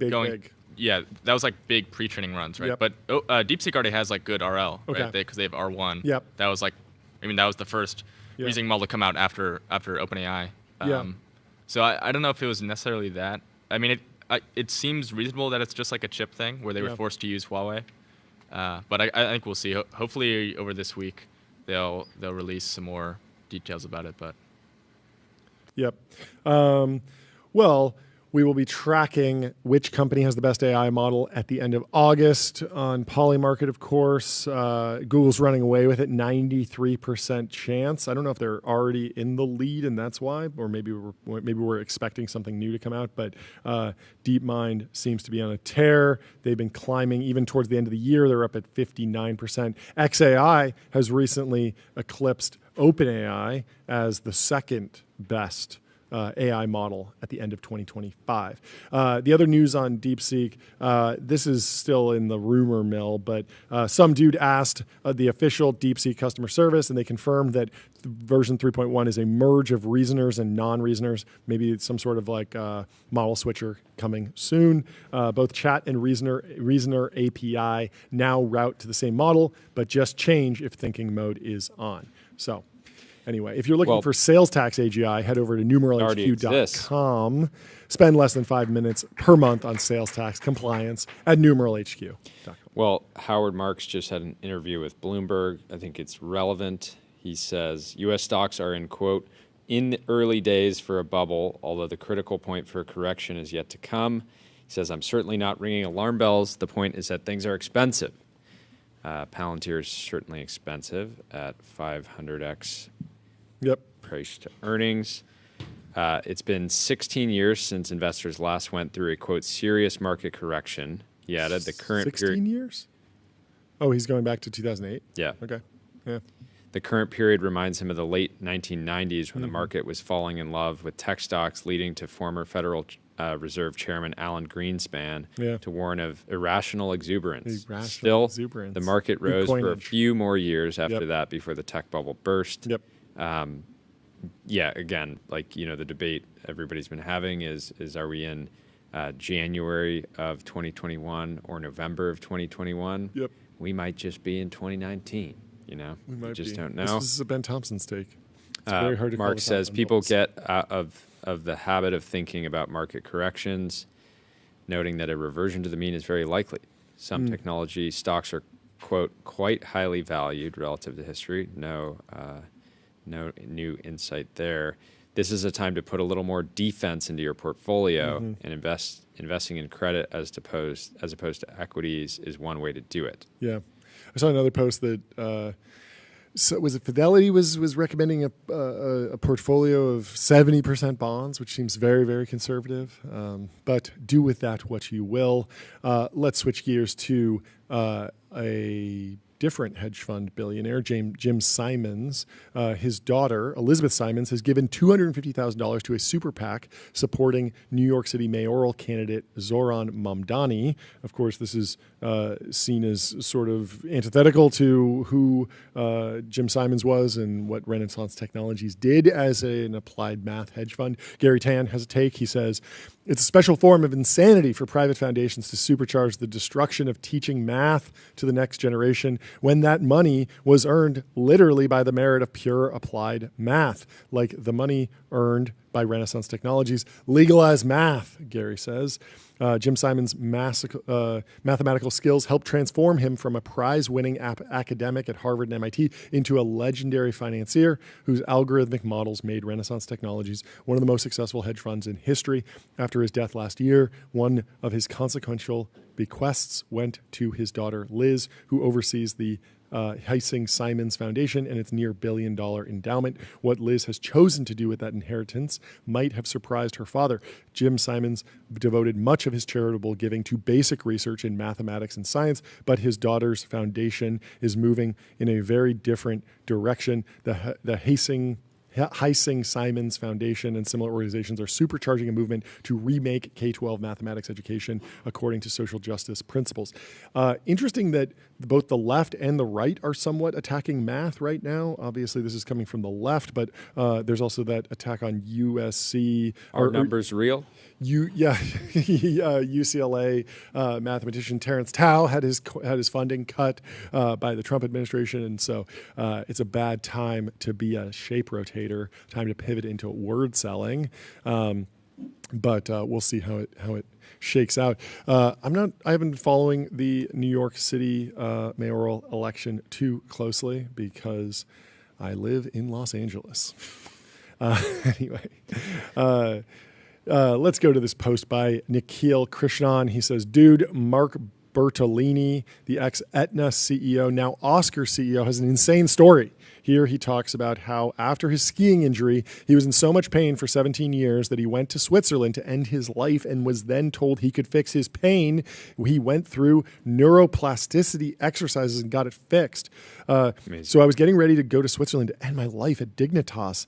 It's an assisted suicide organization, but I had to prove I had intractable pain and pain that couldn't be cured. And so I was sent to a doctor, and the doctor evaluated me. The doctor said I was going to do it on February 15th, 2023 was going to be my death day. I wanted to do the 18th, but it was a Sunday. What was the day I had the accident? So I went to this doctor and he sat down with me, and they did a few tests, and they looked at me and said, so you don't have intractable pain, you have neuroplastic pain, and we can fix that. I go, here we go again. I mean, I did 7 days at the Hahnemann University Hospital ICU, 50 milligrams of ketamine, an hour IV to try and reboot my system. I had a great time and it felt better for the first month afterwards, but then I came back in a rush. And so I said, here we go again. And I had worked with Mary to get her through how that was going to work and what the plans were and all that sort of stuff. And so they go, okay, well, let's start. So part of it was cognitive behavioral therapy, and I had to go back to my childhood and my concept. I was not well treated as a child, and so I was consistently under threat assessment. And threat assessment is the worst thing you can have when you have chronic pain, because you're always waiting for one cell to have pain, and then all of a sudden it goes everywhere. And they said, and also your 42 pain centers in your brain have wired together from all this chronic pain over the years. So any touch feels like pain. So in essence, I was addicted to pain. And they had done MRIs on baseball hitters. And they said the best baseball hitters, their visual, cognitive, and motor cortices light up instantaneously. There's no latency. That's why they see the ball in slow motion. That's how they see it moving. That's how they hit it so well. You have a baseball hitter's brain on pain. There's no latency in your system. Something touches your arm, you're in pain. So they helped me understand the system. Then they put me in transcranial magnetic stimulation and they zapped my brain for 30 minutes to disconnect those pain centers. And they put me in a virtual reality lab with a helmet and they repatterned my brain and he got through it and he's doing well. So very good to hear. What a crazy, crazy turnaround. Anyway, Microsoft Excel adds Copilot AI to help fill in spreadsheet cells. This is like a crazy time. The moment you've all been waiting for. The moment you've all been waiting for. But there's been a lot of folks who have been building Microsoft Excel add-ons. We had some of them on the show. There's one that launched on Monday. We didn't have a chance to have the founder on the show. But there was the current Copilot instantiation similar to the Gemini integration and just kind of sits in the sidebar. Does a little bit, but now they're going to have Copilot AI in every single spreadsheet cell, similar to that demo that we saw on Monday. Yes, but they warn against using the AI function for numerical calculations or in high-stakes scenarios with legal, regulatory, and compliance implications, as Copilot can give incorrect responses.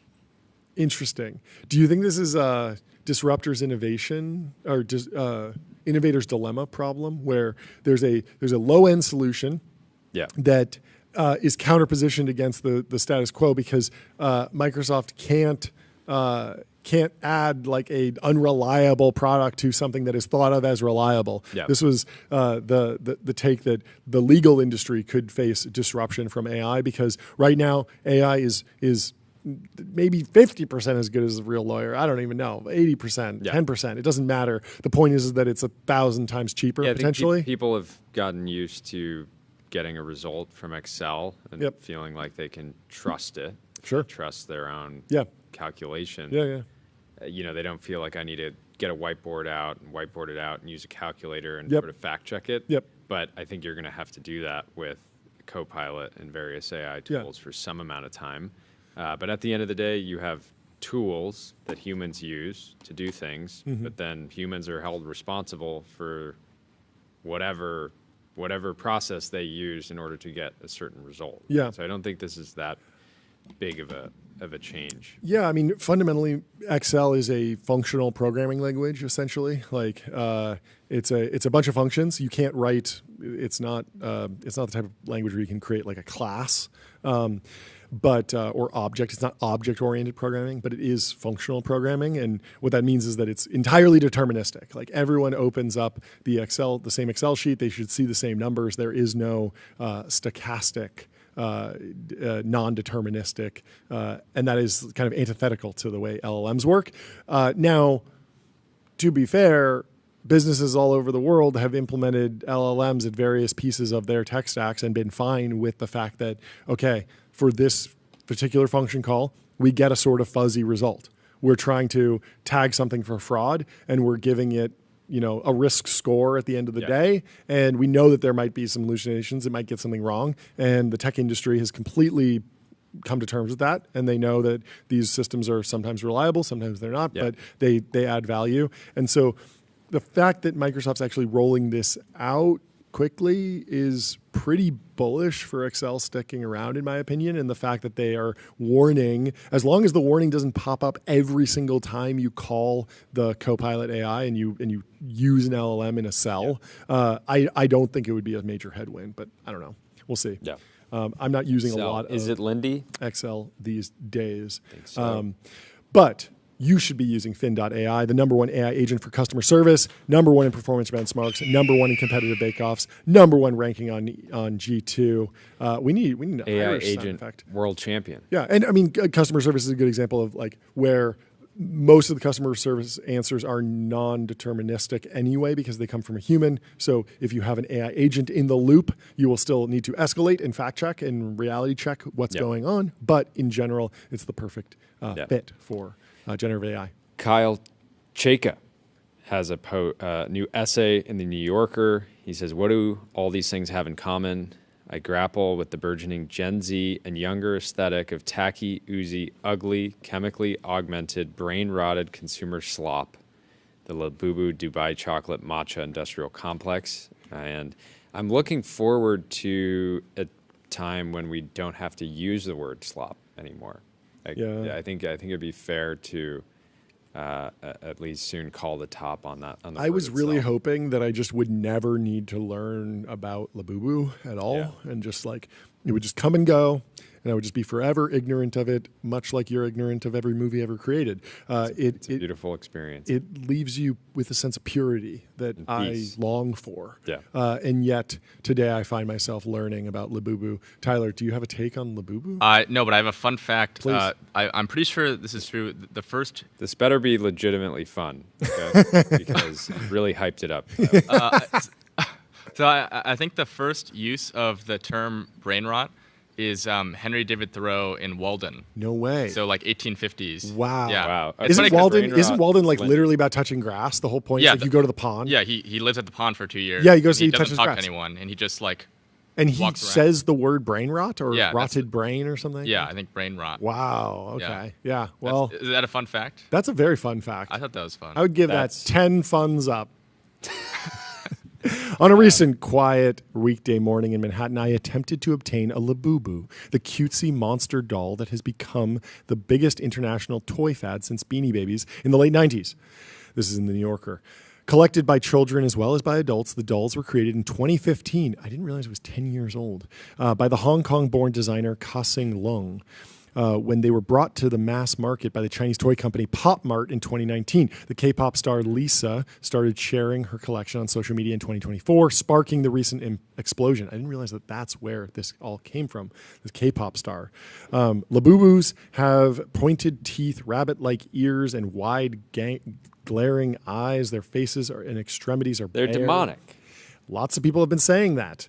Tie-dye in the chat says, Tim Dillon said Labubus are just Chinese voodoo dolls. And Yes. I think it tracks. Yes, I like that post. Someone was saying, I want to pronounce it like it's a Greek hero. Labubus. Bill Bishop in the Substack chat says, my dog Tashi wants a Labubu chew toy. That could be a good. Let's that could get. Be a good We should. use for Labubus. Let's buy Tashi all of them that are available on the market and have little Tashi destroy all of them. I love Tashi because Tashi is like a full-on character. He's sort of like the Tyler of Sharp China, and Tashi is a recurring character on the Sharp China podcast that you should obviously go listen to. We're buying a Labubu for Tashi. Nick, Yes. Nick, can you figure it out? Yeah, get Tashi's address. We'll send a Labubu. Yeah, don't just get an toy. entry-level one. Tashi deserves. Get the rarest one possible, the one of one, the most hyped. Take it out of the clutches of the most K-pop addicted, brain-rotted teen who's ready to spend $10,000 of their parents' money on it and give it to the dog. So their faces and extremities are bare. The rest of their bulbous bodies are covered in I a love layer. the New Yorker. This is exactly who I want to be covering this story. Is the New Yorker. Creatures are usually found hanging from phones or handbags. Tiny demons haunting our accessories and haunting our lives. See, Clutch. demonic. You said Yes. it, but the New Yorker said it as well. Yeah, they come in a menagerie of more than 300 collectible forms. Mm-hmm. They can be matched to a personal style or mood. Pink fur for when you're feeling flirty. Glowing red eyes for a bit of an edge. Dress Latte, scarved for a cozy vibe. The high-end art fair, Art Basel, released a limited edition art handler, Labubu, a batch of which sold out in 20 minutes. I think that Tashi needs the art handler. Yeah, for sure. As a result of their popularity, Labubus Labubus are difficult to get a hold of, often out of stock, both online and in physical stores. Their scarcity made me want one even more. Perhaps those who own them know something I didn't. So I turned to Partia, a Union Square boba tea cafe with neon-lit claw machines that are perennially well-stocked with Labubu boxes. I plan to win my own tiny monster by skill. A friend and I picked up refreshments at the counter, sparkling grape yogurt and iced green tea with vanilla mousse, and traded $20 for 20 party tokens, which would allow us to a scant 4 attempts at grabbing one of the Labubus stacked and grinning inside their glass cages. This is the Skinner box. This is fun. I love games. I would probably fall for this. Though the cafe had just opened, you know, the last time I here's what we need to do. We need to make a golden retriever that can ward off the demonic Labubu. Yes, you know the antithesis of the antichrist-like Labubu. It is the Santa Monica Pier Mickey Mouse, or like I forget exactly what I won, but I was with my son on the Santa Monica Pier, and there is a challenge where you have to hold onto a bar, like a pull-up bar, and then it pulls you up, and you have to dangle, and the longer you dangle, the bigger the prize you get. And I held on for my life because I was fighting for the love of a 4-year-old. And I did quite well. There are a number of tricks. So for the first minute, it doesn't rotate, and then it releases, and then it can rotate freely. And so that makes it a lot harder. I, of course, was not carrying my weightlifting chalk like I should have been. And so my hands were a bit sweaty, and I underperformed. But I drew a large crowd. People were cheering. It was a heroic moment, something I'll remember forever. And so if you're trying to win a toy, stay away from the demonic claw grabber, and instead do a feat of strength for your child. That's what I would recommend.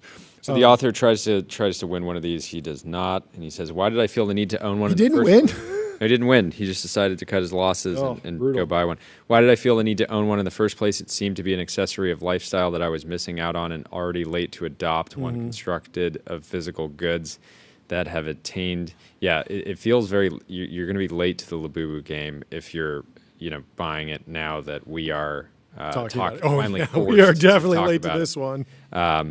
One constructed of physical goods that have attained intense online fandom, status symbols that are both Instagrammable and consumable. Why are they? I don't know that anybody's eating their Labubus except for Tashi, but and yet this lifestyle seemed demarcated by objects that were ugly, strange, and uncanny. There's Dubai chocolate, a candy bar stuffed with pistachio cream, and dough that oozes pea-colored mush. Ugh. And I don't even have the. We're not going to go into the lore. Tinfoil you can look into it if you're interested. The Dubai chocolate story, very There's interesting. A conspiracy theory there that I do think tracks. We don't have a tinfoil hat big enough. Yeah, for that one. But you can do your own research. There's matcha lattes, bright green caffeinated beverages that sometimes come out through with a red strawberry syrup resembling blood splashed on a lawn. What is this? I don't like any of this. Anyway, I think the antidote to Labubus. I mean, the main thing is we are far from the Everlane era of consumer goods. Sure, right? These sort of It needs to be garish. It needs to be minimalist. controversial. It needs to be viral. It needs to be unique, gamified. Built for the timeline. Yes. If you're looking for a physical good, get an 8 Sleep. Get a Pod 5. You don't need to go to a claw machine to pick up an 8 Sleep. You can go to 8sleep.com. They got a 5-year warranty, 30-night risk-free trial, free returns, free shipping. Does Labubu have a 5-year warranty? No. Does Labubu have a 30-night risk-free trial? No. Does Labubu have free returns, free shipping? No. Get an 8 Sleep. One thing we didn't ask Matteo yesterday when he came on, CEO, was when are they coming out with 8 Sleeps for dogs? Because yes. And also a third zone for the small child who demands sleeping in the middle and wants his own temperature Comes control. in the middle of the night. That was a request that came in during our segment yesterday from the family. Also, timeline was in turmoil yesterday around 8 Sleep. Delian taking shots at benchmark. I thought about it. I am incredibly bullish on 8 Sleep selling in China. I'll give you my rationale. Okay. So, a lot of Americans are saying, oh, China-America conflict. It's the worst possible thing. The invasion of Taiwan would be disastrous. We need to be, we need to be extremely judicious with the, our frontier technology that we send to China. We need to restrict exports of cutting-edge frontier semiconductors. The H20 maybe, definitely not the GB200, definitely not the H100. We'll see. They're not getting Blackwell, but they will be getting the Pod 5, and I think it's incredibly bullish for world peace, and I'll lay out my rationale. So there are studies that show that aggression is deeply tied to lack of sleep. And the Pod 5, as you know, makes it impossible to wake up on the wrong side of the bed. Yep. So if you get a good night's sleep, you are less likely to want to engage in geopolitical conflict. And so I think we need to be sending Pod 5s to the Forbidden City, to Zhongnanhai, to Beijing, to every CCP official, to every PLA official, and making sure they have a good night's sleep so they wake up refreshed, they wake up feeling good, and they wake up like, I don't want to go to conflict with America. Maybe it's fine. Trump should we can work together. Trump should have America take a position in 8 Sleep. In 8 Sleep. Absolutely. And maybe get on the board. Yes. I think it's a strategically important business for the United States. It's also something that we could take away at some point if we did get into a conflict. Yes. And we didn't want them to be sleeping well. If all of China is sleeping on 8 Sleep, we could cut off the supply.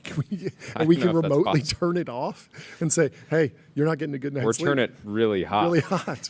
Oh, you like it cold? Now it's hot. This is a major geopolitical advantage. So right when they're going to take Taiwan, we just crank them up. Yes, the max, exactly. And everybody's sleeping. And they're like, no, cancel the invasion. Cancel the invasion. The New Yorker says these products feel hallucinatory. They take the social media mandate of self-modification to its logical extreme, embracing easy breezy chemical additives and image augmentation, enhancing the self until it spills from its pores. The aesthetic is as much a defense mechanism against the internet era as it is a self-aware and joke. We can see what late hyper-digital, artificially intelligent capitalism is doing to us. Isn't it a laugh? It's very unnatural looking, the cultural critic Dean Kessick told me, describing the dominant visual style of extremely online consumerism. It kind of relishes its own artificiality. Do you know this song?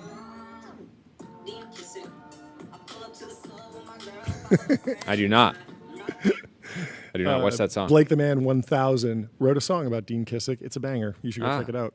Anyway, cultural critic. I love Dean Kessick. Any pretense of the pure organic is undercut by the kind of willful alchemy. Everything is an admixture. The skincare brand Rhode put peptides in lip gloss. The Los Angeles-based grocery store chain Erewhon enhances... Like IGF-1 in lip gloss?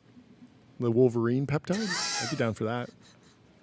What else could BPC 157. Oh, BPC 157. That's the one. Get huge muscular BPC 157 face. Yeah. Like that. Erewhon enhances multicolored smoothies with collagen and sea moss. Touchland makes powder mist, scented hand sanitizers. The drug and beauty brand Hers produces an Ozempic knockoff that comes in a bottle the color of matcha. I did not know that. As if you're injecting yourself with Japanese tea. I can hear the barista now. Would you like a shot of semaglutide with that? These days, the memes are to be ingested into the body, not just viewed on screen. That's a good line. Yeah. We should move on from this. It's a long article. You can go read it in the New Yorker and have a deep dive into IRL brain rot and the trend.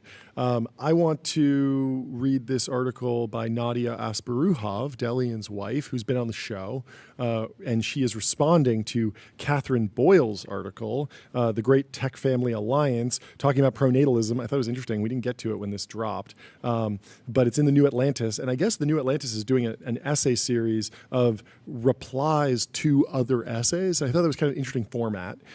Anyway, Nadia kicks it off by saying, Catherine Boyle's speech is a sign of a new song making its way through the tech world, one that trills the importance of investing into our social infrastructure, strengthening our nation, and yes, building families. I agree with all of that. It's a hopeful message, but like tech's early forays into politics, which began as a vague mood board of civic aspirations before coalescing into real policy efforts and wins, the pro-family cultural shift still has a long way to go. And so Nadia is laying out a new pathway towards pro-family cultural shift in tech.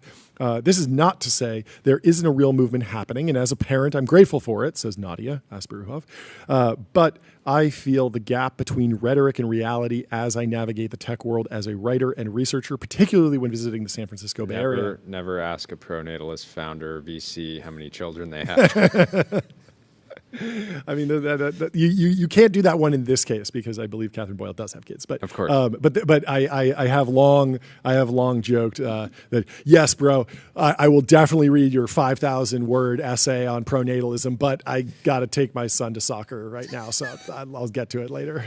There were too many instances of that for sure. Dinner conversations still tend to circle around whether children are worth having at all, or they treat global fertility rates at arm's length. Many in tech embrace a borderless lifestyle that implies constant mobility, hosting events in cities like New York and Austin, which doesn't blend well with family obligations. Children are rarely present at social gatherings. I've had the strange experience of bringing my child to events where I'm praised for this act as some sort of pro-family ideological flex, which, while flattering, misses the much less glamorous truth. With no evening childcare available, I didn't have a choice. That's a really, really good point. There's something telling about this disparity. Tech is clearly eager to recast itself as pro-family, but it hasn't yet internalized what is required to support families day to day. I mean, I literally just experienced this where I was invited to an event and I was like, yeah, I'd love to stop by. I wrapped the show at 2:00. I might be able to get there, but I got to be home for family dinner. That's at 6:00. And the event wound up being really far away. And I was like, there's just no way I can get there an hour and then get back and do anything meaningful there. And that's just the nature of these things. Like the yeah, events I had are the same tough. thing this morning. We saw a friend that he invited us to an event, and I said if I go to that, I won't see my kids for like 48 hours. Yeah, because it's tough. I say goodnight Yeah. at 8:30. Yeah. I see them the next day around 5. Yep. If I go to something in the evening, I won't see them again until the next day. There is a real trade-off between like we have said in America, in tech, we work really hard. We also are saying we take our family life really seriously. Something has to give. It's probably the dinner parties and the happy hours for the most part. Yep. Unless they're Yeah, particularly the other thing, I mean, I think a lot of people in tech, you sort of grew up hearing that global warming was going to make the world uninhabitable at some point in the near future. That was the sentiment. If you turned on the television, that's what you saw. Yep. And I just remember hearing, even as a teenager, people talking, oh, I don't know that it'll make sense to have kids, right? If the world is so bad and dark and growing up in coastal California. My take was always like, no, we need way more kids because they're the ones that invent the technology that solves the problem. The solution is always like more ingenuity, more people, in my opinion. I'm not Thomas Malthus pilled. It's crazy to see Malthus coming back. The Malthusian trap. Are you familiar, Tyler, with the Thomas Malthus, the Malthusian trap?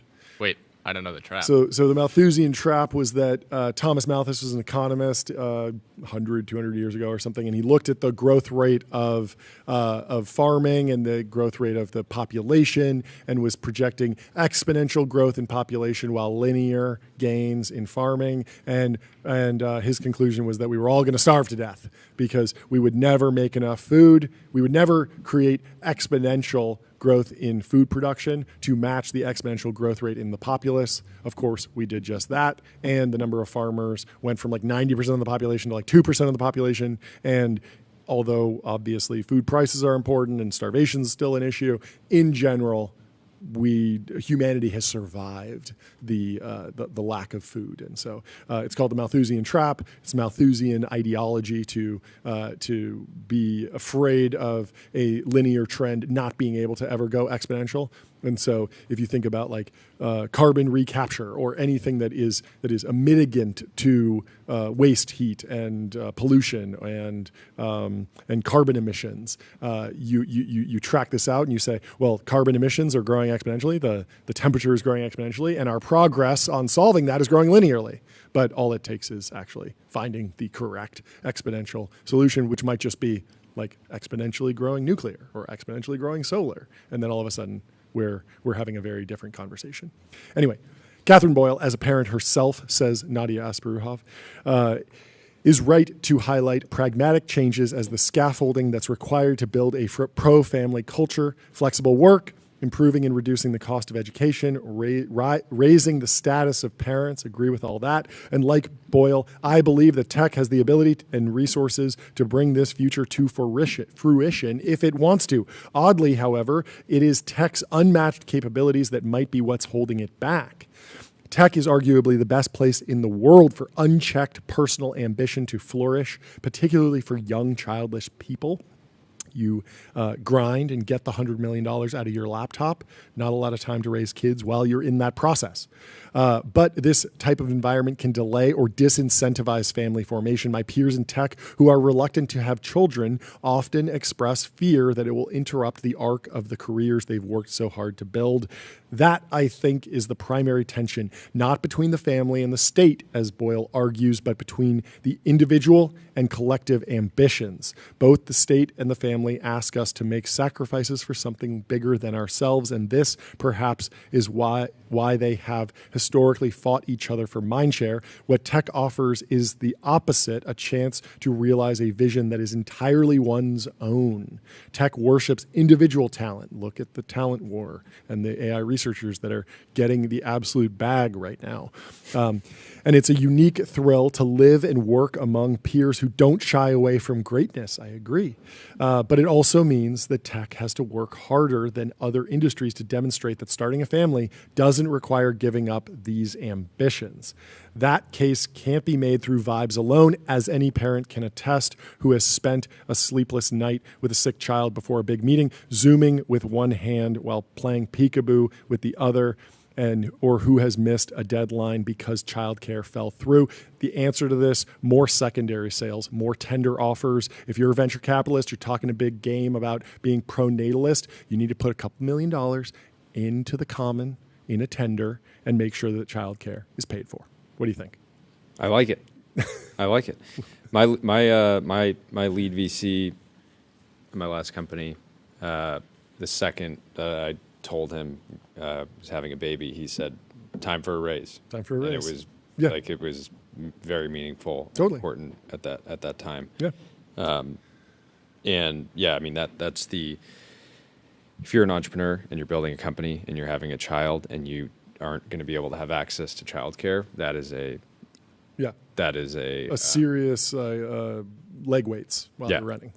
It's massive. putting an extra 45 on the bench press. Exactly. Maybe 90. Unnecessary. Maybe a couple plates. Maybe a couple plates on each side. Unnecessarily.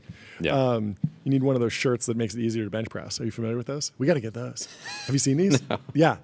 That's our new merch drop. Oh, that is a great merch drop. So it's a compression shirt that basically it keeps your arms like this, like tight. And so when you stretch it's just back, taking you get some of the weight extra, off. like 20 pounds. And so people do it to get comfortable. And like, yeah, I can't really do 315, but if I wear the shirt, I can. And then they get comfortable with 315. They do it a bunch, and then they can take the shirt off, and then they hit 315. And then they can push up. So yeah, I think that's our next merch drop for sure. For sure. There's some big news coming. This will be for the people in the chat first. Let's continue with Nadia. If tech wants to embody more pro-family values, it needs more skin in the game. It's not enough to tweet about population decline or pass around graphs on it in the group chat. Tech will learn much faster what's required by having kids, raising them, and supporting each other through the ups and downs. Pro-family culture means figuring out how to meet the family's needs for parental leave, affordable childcare, quality education, and social environments that are welcoming to children and family lifestyles. Until then, the rhetoric will feel less like a movement and more like a mood. Tech has a track record of moving quickly once it figures out what it truly wants. accounts. If the pro-family turn is real, and I hope it is, well, then what we need next is to move the discourse from talk to action. Only then will we be able to say it with a straight face that tech is building not just companies, but families too.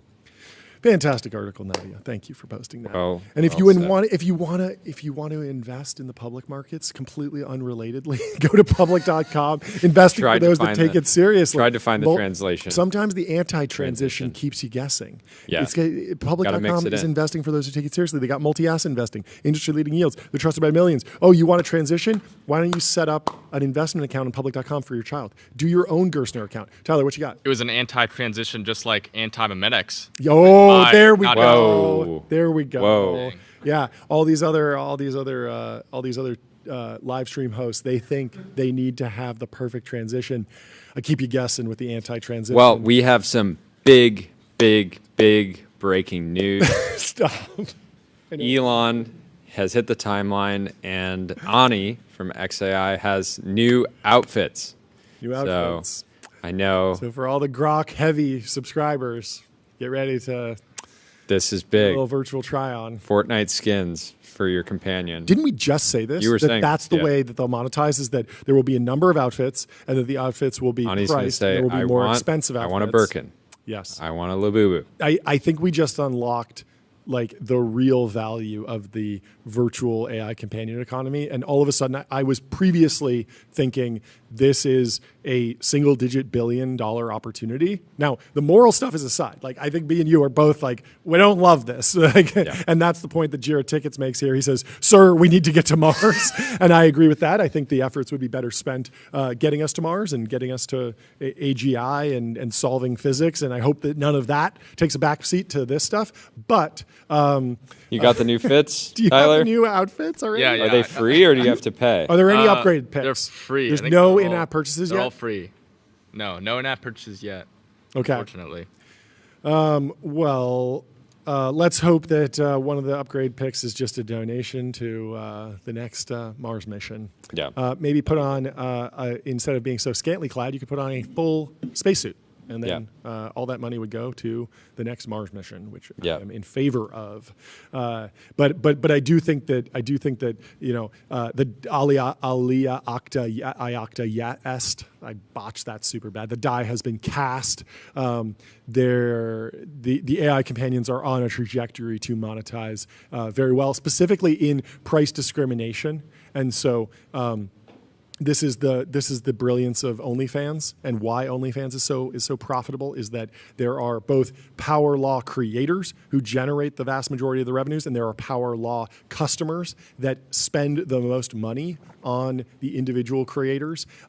This is the value of the economic insight in Fortnite. There are the median Fortnite player probably spends zero, but the biggest whale on Fortnite is probably spending thousands of dollars. And so that price discrimination, there's going to be someone who is on Grok and talking to Annie and spending thousands of dollars on virtual goods, I would predict. I think that's where this goes. Same thing as the dynamic in mobile gaming. Mobile gaming is the same. Whales that are spending hundreds of thousands of dollars. Bringing price discrimination into a category that previously did not have it, where it was one size fits all you can eat. Like, Netflix does not have this. Everyone pays the same price for Netflix. But if there's a version of the product that can ramp up so you're making more money. And this is the beauty of just online advertising. Meta probably makes more money from advertising aquanauts to you than someone who has lower penchant for luxury watch shopping. Yes. Anyway, Dan Nolan says, a guy on Reddit built something I've wanted for ages, scraping public data and putting it together a leaderboard of real estate agents who appear to serially get prices wrong. And so I guess you could go and find the real estate agent who is underpricing assets and then go and buy a house from them. Maybe this is the solution to the housing crisis. Maybe this is alpha for Open Door and a bull case for Open Door. Opendoor, of course, buys and sells real estate and houses, and if there's a market dislocation and an inefficiency in the market, you would expect financial institutions to take advantage. So this real estate's what you got? Realestats.org. Real Estats, that's a good Having a brand. leaderboard of just the people that misprice assets. But and they do it to both directions. They overprice and they underprice. Yeah, I feel like how responsible is a real estate agent for mispricing a house? I feel like a lot of that's driven by the home buyer. Like the home buyer might say, I know what I got. I want $3 million for my house, and the real estate agent is like, but you made some really weird decisions in the remodel. You have 4 movie theaters. And people also will strategically underprice it at listing in order to create demand and then bidding over dynamic. Yeah. There aren't that many people in this neighborhood that need car lifts in their garage. You're like, but everyone wants car lifts. Everyone has 4 GT3 RSs that they need to store in the plastic. Everyone has supercars in this neighborhood. They're like at 1.5 million. Yeah, people usually spend 50% of their net worth on cars, right? Yes. Yeah, they all should get a 1,500 square foot, $1.5 million house in LA and spend it and get 4 supercars for the next 1.5 million. Exactly. And secure it all with an unsecured loan. We have another massive announcement. What's that? Again, I think everybody listening has been, waiting for this. Yes. I'm feeling the AGI right now. I'm feeling the AGI. Yep. We got to update our timelines. Update our timelines, Jordy. Notion has launched offline. Let's go. Let's go. Let's go. Let's give it up for the Notion team. Woo! I actually think this is cool. I mean, I chopping wood. I used to use Notion chopping a lot. Wood. And even if you have a small feature update, make it feel big. Yep. Clearly, their users are excited about it. Terminally Online Engineer says Notion is so funny, announcing an offline mode for a to-do app in 2025. This is the right thing to do. Don't get distracted. We saw this with Figma. Figma launched Figma Make, vibe coding platform, super on trend AI stuff, and then simultaneously, we improved Figma responsive sites. design. No, Figma sites. Oh yeah, sites for sure, but also just like minor iterations on the opacity layer and how you can implement parallax in your design. Like you can't get lost in the sauce. You have to stay on the trend and be using the latest tools and be on the cusp. But also you can't let the culture of regular iteration fall by the wayside. You can't get distracted by the shiny green tennis ball. Sometimes you have to focus on just, scratching your ear. I don't know. This golden. We got a post. We got a very low TAM post here from Mopar. Two likes, 61 views. Highlighting the MIT report that we covered yesterday. Yes. 95% of Gen AI pilots at companies are failing. Mopar says, "No, babe, your 0 ROI is perfect." Big one, scare me. I think this is a real problem. There's a lot of Gen AI companies that have sold in pilots to things like healthcare systems that are not going to turn into multi-year contracts. Yep. Hopefully, a lot of them do. Some of them do. Yep. Maybe there's still a business there, but your ARR is not necessarily real. Yeah. We'll see. I wonder the methodology of this report. I wonder what a generative AI pilot means, what failing means. I wouldn't be surprised if a lot of companies are using tools that have implemented generative AI features under the hood, and they don't even really realize that their software is just getting better. But it's probably deeper in the stack. It's probably a little more, obfuscated. And they're just seeing the fraud detection algorithm that my ERP uses is a little more reliable. But I didn't pilot that. It's just the software I use, the tools got better. The graphics in video games got better. There's not a binary moment. People are hoping for the ChatGPT moment of generative AI pilots, and it might not be coming. We might be on a smoother adoption curve there. Anyway, What else? We have a post here from Julie Chang, very important. Who wants to own Bill Walton's longtime San Diego estate in the Marston Hills neighborhood, which has 2 homes sitting on 1.3 acres combined? Both homes sit abutting a trailhead, 7 beds, 8 baths, listed at $5 million. Absolutely giving it away. This thing looks beautiful.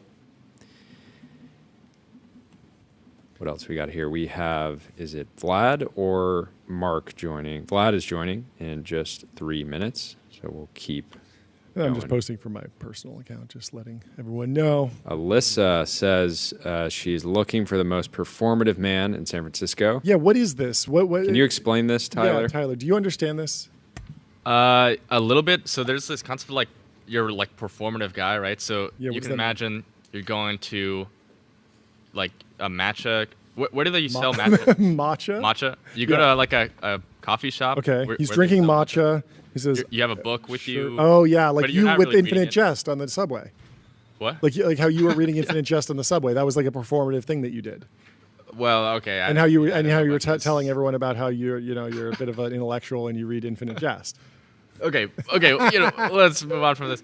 But yeah, there's like intern Michael. He loves matcha. Okay. He's kind of a very he just likes performative matcha. guy. Cool. Yeah. Oh, he's performing. Yeah, you're taking shots. He can't defend himself. He doesn't have a mic. That's not fair. But then I don't know. Yeah, you have like a tote bag. Yes. It's like a Yeah, trend signaling. kind It's of- signaling. Yeah. I'm just unclear on listen exactly to Claro a what lot? people are That's another signaling. thing. Yeah, is Claro. it more the aesthetics or is it more like the startup swag? Either way, the SF's performative mail contest will be happening at Alamo Square Park on August 22nd at 7 p.m. They're putting up posters in San Francisco advertising it. They should get a billboard. They should go to adquick.com. Out-of-home advertising made easy and measurable. Say goodbye to the headaches of out-of-home advertising. Only AdQuick combines technology, out-of-home expertise, and data to enable efficient, seamless ad buying across the globe. And we have our first guest of the show, Vlad Tenev. How you doing, Vlad? Good to meet you. What's up, guys? Good to meet you. Thanks for having me. Thanks for joining. Can you give us a little bit of a state of the union on Robinhood? You've launched so many different products. Like, how do you see the shape? How do you define? Are you a financial institution? I remember when I first used the product, probably almost a decade ago now, I guess. It was an app, and now it's a company. Now it's a business. Now it's an institution. What is the shape of the company today, and how has it evolved? Well, first off, our mission hasn't changed. Our mission has always been to democratize finance for all. And what that means to us is we really see Robinhood as the defender of free markets.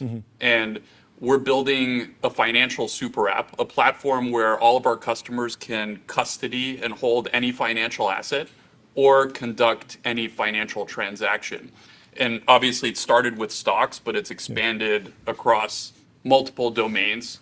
We have a credit card, which in my unbiased opinion is the best credit card on the market. Banking, which is a high-end private banking inspired offering, is coming out very soon. We offer, I think, the best retirement account on the market for the self-employed entrepreneur, folks that might not have access to a traditional 401k. So really, we've been on this journey, and we've increasingly been expanding the scope and capabilities of what we offer. Does that mean something like, when I think about like legacy financial institutions, I think about like an auto loan, a mortgage. Like, is that coming down the pipe? I mean, I'm sure you can't comment on specifics, but just like that shape of experience for consumer finance. Like, what are all the touch points as you kind of plan the next phase of growth?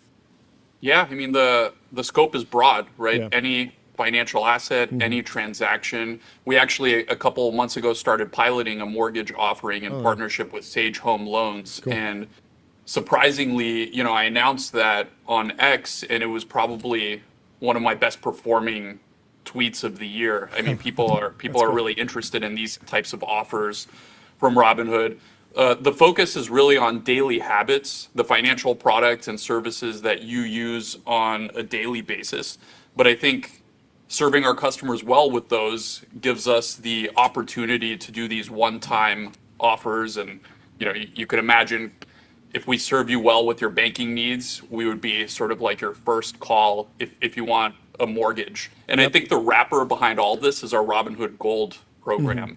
So at first, when we launched this, there was skepticism because subscription products never really worked in financial services. But we've seen this interesting thing where someone joins Robinhood, usually to buy a stock or a crypto. Yep. They sign up for Robinhood Gold very quickly. Our attach rate for day one has gone up quite high. And then once they become a Gold member, they look at what else is offered in the Gold bundle. And even if they're not ready for that service, like a mortgage right away, we usually are top of mind if they ever become interested in something like that in the future. How do you think about services broadly over the long term? I think our generation oftentimes saw, having somebody at your bank, for example, that you could call and talk to as kind of a bug, right? And then at some point you realize, hey, this is actually a feature. It's actually great to have somebody on the other end that you can call if there's an issue or things like that. It's a very different margin how are you thinking, profile, right? Yeah, it's a different margin profile, but how are you thinking about that side, and especially in the context of AI and giving people that ability to kind of have these like new ways of interacting with platforms? I could imagine a world in the future where somebody can call effectively call Robinhood and have a conversation with the platform, and that person not necessarily even being human. Yeah, I mean, we're already basically there. You can have a chat interaction with a Robinhood agent, and the majority of our cases are handled by our in-house AI. And I think people don't realize this about Robinhood, but we've looked at where we are relative to others in our industry, and I think we're best in class. Like, we're doing very sophisticated things with AI, both internally and in the product through Robinhood Cortex. The service model has evolved, and I think what it's going to look like in the future is, if you're a customer that's high net worth or a little bit older, and we serve an increasing number of these customers as time goes on. I mean, I'm talking to customers on a semi-regular basis who are thinking about moving hundreds of millions into their Robinhood account. And I wasn't having those types of conversations a year ago. But we have Robinhood Concierge that gives you a high-touch experience for those types of customers.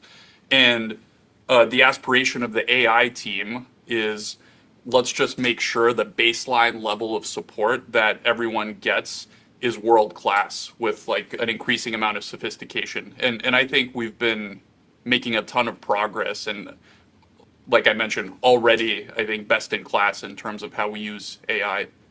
How do you, let's talk about IPOs. That's like the number one thing I wanted to get your kind of updated thinking on. I'm curious how you expect the IPO process will evolve. Obviously, we covered the Figma IPO live at NYSE.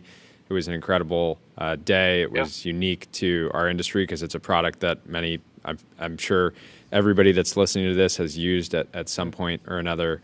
But there was certainly a frustration from the retail community, and I'm sure even a frustration from your side, right? People were able to get in at the IPO price, but not necessarily as much allocation as some would have liked. I'm sure you and the team were doing everything you possibly could to get as much allocation for your users as possible. But how do you think that process is evolving now that we have millions and millions of investors in the United States that are smart enough to know when they want to get in, and at the IPO, which is price. Just a completely different shift from a decade ago. I mean, we have multiple ways of going public with direct listings, traditional IPOs, SPACs. Like the landscape's changed a lot, and the appetite for these products has changed too. Yeah, and so I'm curious, like what kind of change you're personally pushing for, and what role Robinhood will play in that. Yeah, and by the way, a lot of my friends were with you guys there. Andrew Reed from Sequoia, Danny, I believe, Danny Reimer, was there in New York Index. as well. So, yeah, shout out to those guys, early Robinhood investors as well. Yeah, that's great. Our approach to this, you guys probably know, 4 years ago we rolled out this product, IPO Access. We started with some companies that were going public in 2021, and then our own IPO had, at the time, the biggest, or if not one of the biggest, retail allocations of over 20%. And at first it was it was kind of a challenge to get companies excited about this. There was skepticism about the value of retail. The companies were concerned that retail would sell and they wouldn't hold. And over time, that's shifted to the point where nowadays the majority of companies that are interested in going public are coming to us and talking to us about retail. Yeah. And I think that's an awesome shift. And where I'd like to take that is even earlier in the life cycle. Mm-hmm. Now we're helping companies and retail get access to IPOs, but can we go to late stage privates? Mm-hmm. Can we go early stage privates?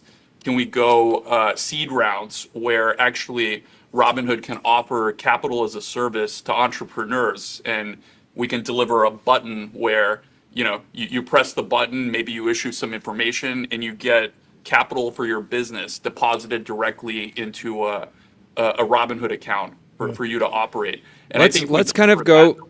Could we go through? Could we kind of talk through those specific stages and kind of what the product would look like? So on the one hand, late stage privates, you over the summer, you had talked about tokenized products that could involve late stage privates.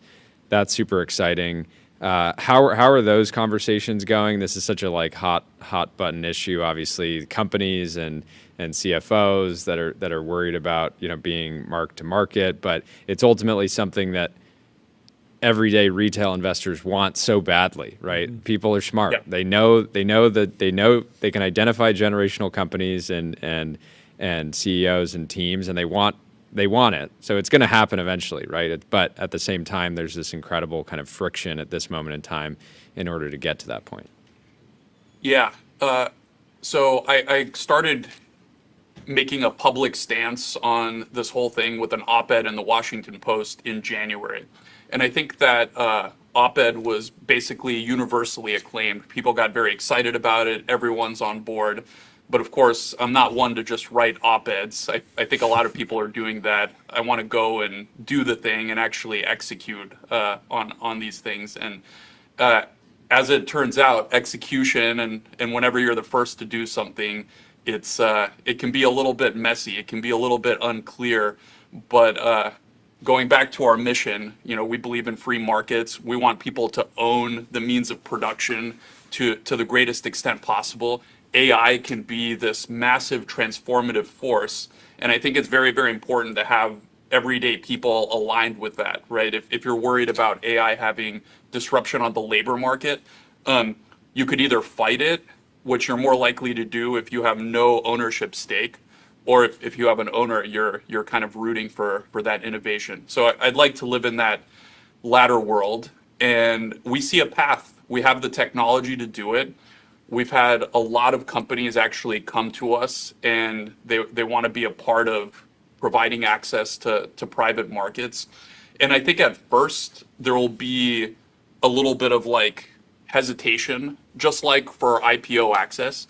But I think 5 years from now, we'll be looking around, retail will have access, and we'll all wonder why we were so foolish and having such resistance to being in this world. So totally. I'd like to accelerate that, and I'm very motivated to make this happen in a way that addresses everyone's concerns, even the companies with the real-time pricing that you mentioned. Totally. Yeah, it somebody needed to come in and just rock the boat, basically, right? It wasn't, it seemed obvious that it wasn't going to happen totally organically, or it has been happening, but in ways that aren't necessarily good for investors, right? Like the meme from the last week is everybody's being offered these incredibly layered SPVs, and that just shows that capitalism is going to find a way to allow this demand to find supply, but if you have all this friction, it's not going to happen in a way that actually is good for the demand side. And I think this is an incidental. I don't think anyone sat around the table and said, we don't want retail investors, 80% of the of the market that's unaccredited, to not have access to, the leading innovation companies of our era. I think it was incidental. In the past couple of decades, it's gotten harder and harder for companies to go public. There's more, process. it's a greater burden, and some companies are just avoiding it altogether. And at the same time, the private markets funding environment for startups has gotten much easier to the point where, now companies can raise tens of billions, if not more, in the private markets. And I think the outcome of that, the collateral damage, is that retail is not getting access to the leading company in the space, the emerging space industry, and many of the leading companies in the AI industry, which I think is, that should be allowed to continue. How do you think about offerings? You mentioned potentially at one point having retail be able to access even earlier stage opportunities like maybe seed or Series A. How do you kind of what's your vision for that kind of product? Given that a lot of Robinhood users are going to be used to making an investment and maybe changing their mind about it and getting out of it. Sure. As we all know, if you back a company at seed, you're riding with them for a very long time. And maybe you can make, maybe there's features that would allow you to let people get out over time. But I'm curious kind of what your vision for that would look like. Yeah. I think the interesting point is that the customer and the market are slightly different between an early stage seed investment and a late stage private. Mm-hmm. So early stage seed investment, there's primary capital. Your market is entrepreneurs that are in need of a capital as a service offering. So whether it's on-chain or off-chain, what I think would be very attractive is pressing a button, putting in some information, and getting money into your business bank account as easy as possible. When I was a seed stage entrepreneur, I spent half my time fundraising, if not more. And so the time at which your time is most critical and you need to build your product and make sure your business works, you're spending a ton of time trying to fundraise. So I think it's very, very valuable if you lower the friction to getting capital. You'll get more startups, more entrepreneurship, which is great for the long term. So there's one. If it's a late stage private, your market increasingly becomes secondary transactions from early shareholders and employees. And I think that's very, very different.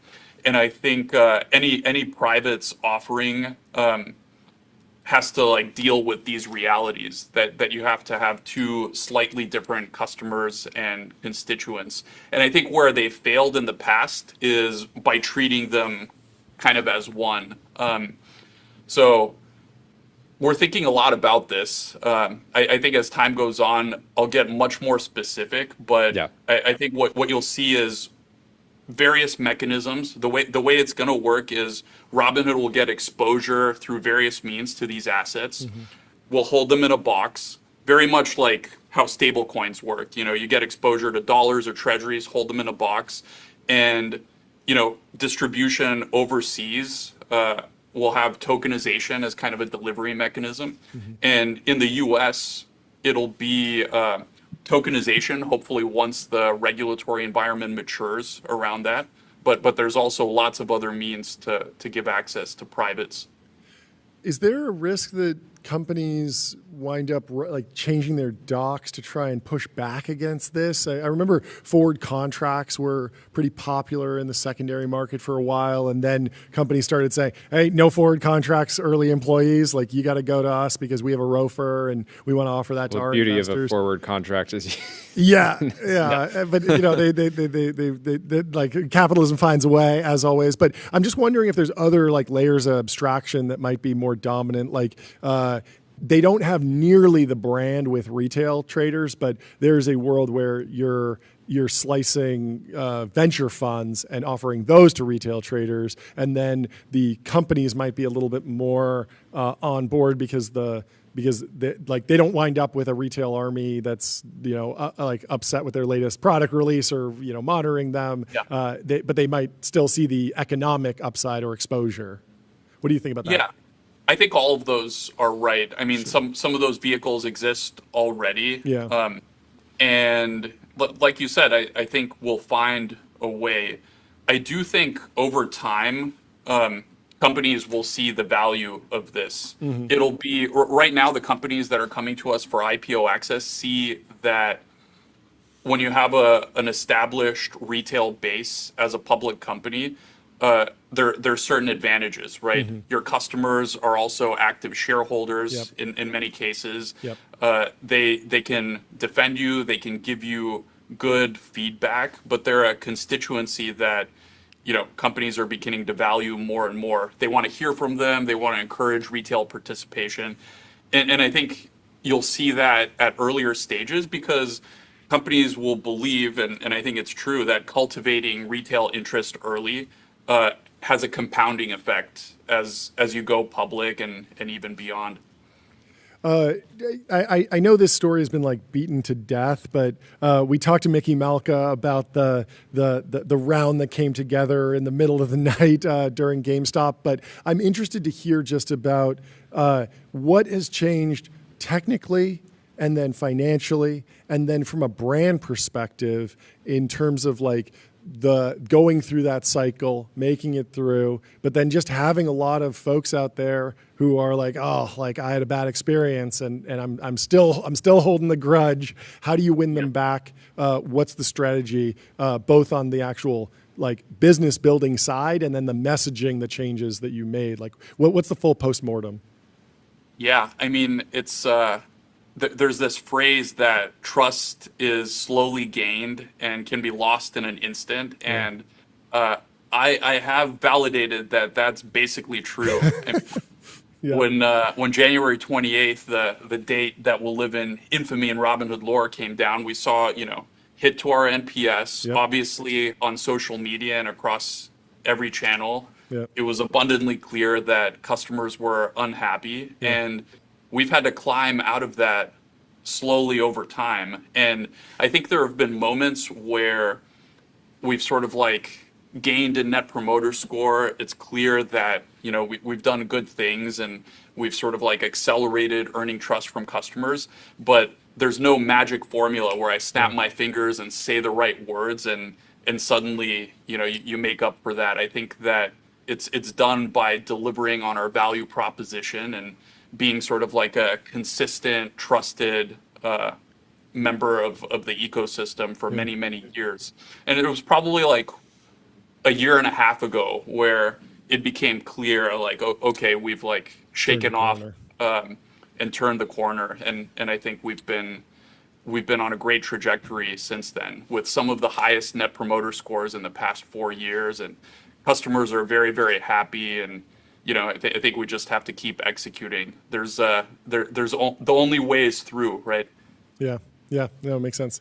Jordy? As somebody who runs a platform that actually facilitates stock trading at scale, what gets you excited about the potential of tokenized stocks? I think there's a lot of people that are more crypto native that are very excited about the potential, and they talk about how easy it will be to trade and transition in and out of positions. And somebody might say, well, I can open my brokerage right now and do that today. And so that's maybe a luxury of being in a great market like America. But where are you particularly excited about the intersection of traditional finance and crypto, and where do you think there might be unnecessary or hype is overblown? Well, I think that in the same way that stable coins have become a great delivery mechanism for US dollars outside the US, tokenized stocks will be a great mechanism, probably the dominant mechanism for US shares being delivered to retail outside the US. Interesting. Inside the US, there is benefit going from 24/5, which we offer through Robinhood 24-hour market today, to 24/7. As well as self-custody and DeFi applications. I think we haven't scratched the surface for what those can be yet, but as the regulatory environment matures, I think there's a lot of really interesting potential. And it's also the cost of operating, because more and more of what's traditionally been applications and centralized third parties run by humans, more of that in crypto is being replaced by software. So you have transfer agency, payment processors, clearing houses, all of this is just now in software. And what that allows us to do is lower the cost. And eventually, if you lower the cost enough, the value gets passed back to customers. So I view it as, the next stage in the technological evolution of financial services, going from, pen and paper filing cabinet to mainframe to cloud, and then blockchain infrastructure is the next stage in that. Yeah. It feels like there's this like almost barbell emerging within Robinhood, where you are going like more individual expression, the ability for a single retail investor to buy a single share in a pre-IPO company. That's like an incredibly high agency thing to do. And then simultaneously, you recently launched managed investing, which feels like at the opposite end of the scale. And I'm wondering if you see this more as, is this like a funnel where people move from one group to the other? Are these distinct groups? And I'd love to just hear more about the managed investing product. How's the business going, and how that weaves into the rest of the landscape of the product you're building? Yeah, I think the end state is going to look less like people graduating from self-directed trading and active trading to, retirement and more passive products, and more that customers are going to have multiple accounts. Sure. So you'll have your discretionary self-directed account on Robinhood. You might have a joint account with your spouse. You'll have your retirement account, and some of those will be passively managed, and others will be actively managed by yourself. And I think that as we've gotten deeper into understanding our customers, we see that it's less two different groups of people. Even the active traders are interested in retirement products, and sometimes have an even larger bucket of their capital that is managed on their behalf. Mm-hmm. And so that's why, we've been focusing a lot on the customer experience and the technology front on serving your broad financial needs.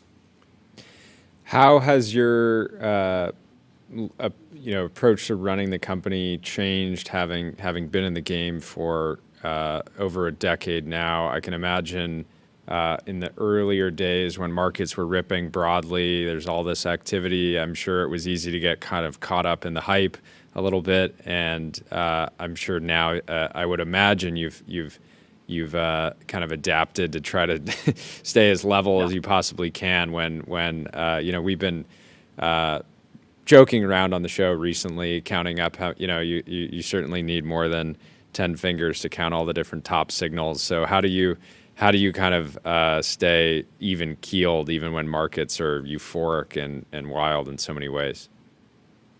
Yeah, I mean, it's much easier to stay about your wits when things are improving, right? Even though it can be challenging, I think when markets are going up and everyone's looking at increased stock prices, whether it's our employees or investors, we just like to tell ourselves we shouldn't get complacent. We've got a huge opportunity in front of us. The job's not finished. And then, at the same time, in 2022, when interest rates went up and, our stock traded below $7 a share, it was trading basically at cash value. You have to tell people that, you have to make sure people aren't discouraged and they think that there's, a wonderful future worth fighting for, both outside the company and the environment and also here. So you go through enough of these, and I think we've been through multiple waves of ups and downs, and I'd like to think I've developed a little bit of a wisdom about it through experience, right? I started the company writing all the code, or a large portion of it myself, and you sort of evolve with the company, and I think I've been fortunate to be part of ups and downs, and I think now I just I enjoy all of it. Bring it on, and each one is a learning experience and an opportunity to kind of like develop some more tools in the toolbox. Totally. Can you give us an update on Harmonic? I was about to ask. Oh yeah. So Harmonic is building mathematical superintelligence. Mm-hmm. And what that means is we want to build something that can solve math problems at a level exceeding the best humans. I don't know if you guys were math people in your school days, but we actually recently word cells. I dropped out of differential equations. Yeah, that's where I topped out. Differential equations are hard and very useful. Yes. But yeah, we'll have machines doing them for us. So thank you. I appreciate that. Yeah, essentially, we developed a model called Aristotle that has gold medal level performance on the International Mathematical Olympiad, which is a very difficult test. Off-the-shelf AI models like GPT-5, Grok 4, all the things that you can use don't do well on this exam at all. So this is one area where humans still do very, very well relative to the AIs. And the reason is when you have a very difficult mathematics problem, it's not just like computing big numbers, right? It's, logical, difficult challenges that require a spark of genius and actually require you to take 9 or 10 correct logical steps. And if you're an AI model that hallucinates, if you get one of those wrong, the result is done. So what you have to do is build a very strong way to verify the output of your AI model, which means that you have to control hallucinations and you have to make sure every line or piece of output follows logically from what happens before it. And we think that this is going to be a new paradigm in AI models. And it's a little bit different than what everyone else is doing because nobody's really tackling the verification problem. And more of our software code is going to be written by AI. And we're in a future already where the job of an advanced software engineer is no longer to write code, but it's to like review code that's written by AI. And as that becomes more voluminous, humans reviewing it is both a very sad existence for our top software engineers, also impractical. You're not going to review hundreds of pages of stuff. So Harmonic has figured out how to solve this problem. And I think the applications are beyond just math, but any domain where accuracy is critical, from computer software. Yeah, well, I'll give you an example. So Copilot, they've added the ability to add Copilot to Excel, but then they had to add like a heavy disclaimer that basically said, don't rely on this. Don't rely on Copilot for anything important because we make mistakes. And I think that hallucination. And now you have to double check all of your spreadsheets and all of the calculations in them, right? And I think it's a big problem, not just for spreadsheets, but think about control systems for autonomous vehicles and all of this safety critical code. In order for AI to be used to generate it, we need to solve this hallucination problem.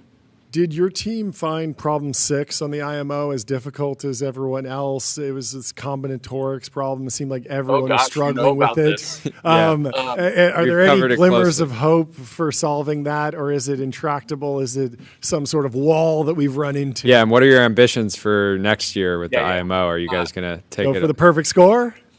So we had proofs for 5 out of the 6 problems, formal proofs that didn't require humans to verify. We did not solve number 6, even though I was really hoping we would. But yeah, it turns out that the solution to that problem was a tiling. It was a tiling problem, but the solution was the exact tiling used at the floor of the Sunshine Coast Airport in Queensland, Australia, which is where the IMO was held this year. So the human contestants had an advantage. They all walked through that airport and basically were given the answer. Interesting. That's a fascinating piece of lore. Thank you for sharing that. All right, so next year, have a humanoid pace the humanoid needs all to around go the city of the location. Yeah, get the photo, scan everything. that into the context window. The full IMO contestant experience context window is important. Oh, next year for sure. Problem 6 and problems like that will definitely be solved. Yeah, I mean Yeah. The pressure will be on for you guys because it's the main thing. You know, the Yep. other labs can be like, well, we do math, but we're It's on the really side. a consumer. I don't really you know, care about it. Yeah. No, this is Well, great. I don't know. I mean, once you have the gold medal, I guess the perfect score is a big accomplishment. But Yeah. I think our sights are a little bit higher. I think we're interested in kind of two things. One is solving a unsolved problem in science and mathematics and actually contributing to the state of the art in one of these quantitative fields, Yeah. like the Riemann hypothesis, Yeah. if you guys are familiar. Navier-Stokes, same thing. Yeah, Right? if we could solve that. Navier-Stokes is I'm different. less excited about because I'm more of a theorist. Sure. But Riemann hypothesis would be good. Yep. Also, just delivering this technology to individuals and corporations in a form that they could actually use. Yeah. So I think there's lots of things coming, but For sure. another IMO gold medal maybe isn't top of the list. Last question: Fantastic. did you give Terrence Tao a call? Oh, to, yeah. to bring him over to we were Harmonic? riffing on this on the show. We were like, Get him on the who team. should give him a maxed out contract? Yeah. Just What are your thoughts? So I don't know if you guys knew this about me, but I was a math PhD student at UCLA, and I actually went to UCLA to study under Professor Tao. I had So, no idea. yeah, Crazy. Wow, that's amazing. crazy. I know him very, very well. Yeah. That's great. Fantastic. that's well, great. Yeah, Yeah, we're hoping for I, some good outcomes there. Yeah, I was We'd certainly joking. want him to be continued If funded. you're saying Seems like he does great stuff. I had a non-traditional background starting Harmonic. I got a math PhD, and under then Terrence Tao at UCLA. Yeah. That is fantastic. Well, thank you so much for Awesome. joining us. Great This was hanging. a great chat. Appreciate the updates. We will talk to you Thanks, soon. guys. Have a good Great rest of your progress. day. Bye. Cheers. See you. And we have Mark Cuban joining the stream. We invited him on after him and Jordy got in a little timeline in turmoil. Friendly debating dust-up. AI advertisements. We have a lot more news on the front of AI ads. We have more news on what Meta's doing with AI. We have more news on what OpenAI is likely doing in the world of advertisements. We're going to debate that. There Welcome he to the is. stream, Mark. How are you doing? Good guys, how y'all? We're What's doing happening? great. Thanks so much for taking the time. Good to meet you. Where Yep. should we kick it off, Jordy? Where should we start? Should we dive straight into the debate over artificial intelligence and advertising? Sure. Maybe you could set the stage for us. What set off your alarm bells? What triggered your initial worry about this idea of ads in LLMs? Because this isn't the internet, right? It's not just a normal digital platform. Yep. It's a platform that, depending on how it's trained, depending on what pre-prompts you put in, it could be very manipulative. Mm-hmm. And there's not really age limitations at all. There's not really any limitations whatsoever. And normally let's just be laissez-faire, right? The market is the market. But you've already heard, of stories of kids going down these rabbit holes and, other people being told, to kill themselves. And mm-hmm. you just don't know what can happen. So if I build a model and it becomes popular, even if it's only a niche model, right? Mm-hmm. Just like there's Headspace and there's Calm. Let's just say I build the Calm AI large language model and I have millions and millions of users and I have an advertiser who sells Xanax or sells, whatever, right? Yeah. And they're trying to get more sales and I need the money. Mm-hmm. I can easily train this thing to manipulate people into doing things we typically would not allow people to do. And that's my concern. And so if we just want to put up, just little traditional graphics, JPEG ads, all, put them into the chat list on the left-hand side, great. You can do all the display ads you want. Yeah. You could do video there, all you want. But if it's in the response that comes back from the model, boy, you're going to have lots of problems. Yeah, I think Sam Altman said something to this effect, saying that artificial intelligence will be superhuman at persuasion before it is truly super intelligent. It will be very good at convincing people. So it is reasonable. What do you think of Sam Altman's latest commentary on how OpenAI might get into this world, that the actual LLM interaction, the chat would not be monetizable, but if it made a recommendation to buy a product and then you said, hey, I want you to go check out for me, it sends out it's already doing agent, that, right? And Yeah, it it's gets already the doing referral fee. Is that okay? Yeah, it's already doing it. It's one thing to have the model itself convey and try to manipulate. Yep. It's a whole nother thing when there's a search query. Yeah. Right. So we get a lot of traffic from OpenAI, Yeah. ChatGPT for costplusdrugs.com. Yep. In fact, I've used it because sometimes if I want a price for one of our drugs and I don't want to take the time to look at the latest price list, I'll just put in what's the price for, Daraprim, whatever it may be. And it's right there. Yep. And so, yeah, of course they can extend that. But response is a whole, and models are smart enough to know what the difference between a response to a query versus influencing and engaging in a chat. I guess the question Yeah, I is mean, like, I think to double down on what you're saying, an example, if you're going from search, which is people coming in with a specific intent and maybe doing some product research, and you have ads and you have, organic listings or web pages, that's one thing. But if various AI models are seen as trusted advisors, if you compare that to a situation, if I ask John, what kind of car should I get? And John starts giving me answers and saying, I really think you should get this car. It's really nice. And then I buy it. And then later I find out John was getting a 10% kickback. I'm like, hopefully I like the car, but if I didn't, what are you doing? And this happens in a business context too. You might, people get in hot water all the time because they're taking really referral. Easy. Yeah. In this particular case, it's really easy. Just like, there's, a emoji for sources or just says sources. You could put a $ just to show they're being compensated. Sure. And do you think that needs to happen at like the FTC, FCC level, or do you think that needs to be I don't know the legal aspect convention? of it enough. Hopefully it's self-enforced, but there's going to be idiots and assholes who don't self-enforce. Sure. And particularly for medical stuff. I mean, it's easier to talk to ChatGPT about your own personal medical situation than it is to find a doctor to talk to sometimes. But does that calm example you gave matter? Because I imagine that there'll be a power law outcome here. And yes, I could set up a search engine that serves ads and doesn't disclose that they're ads.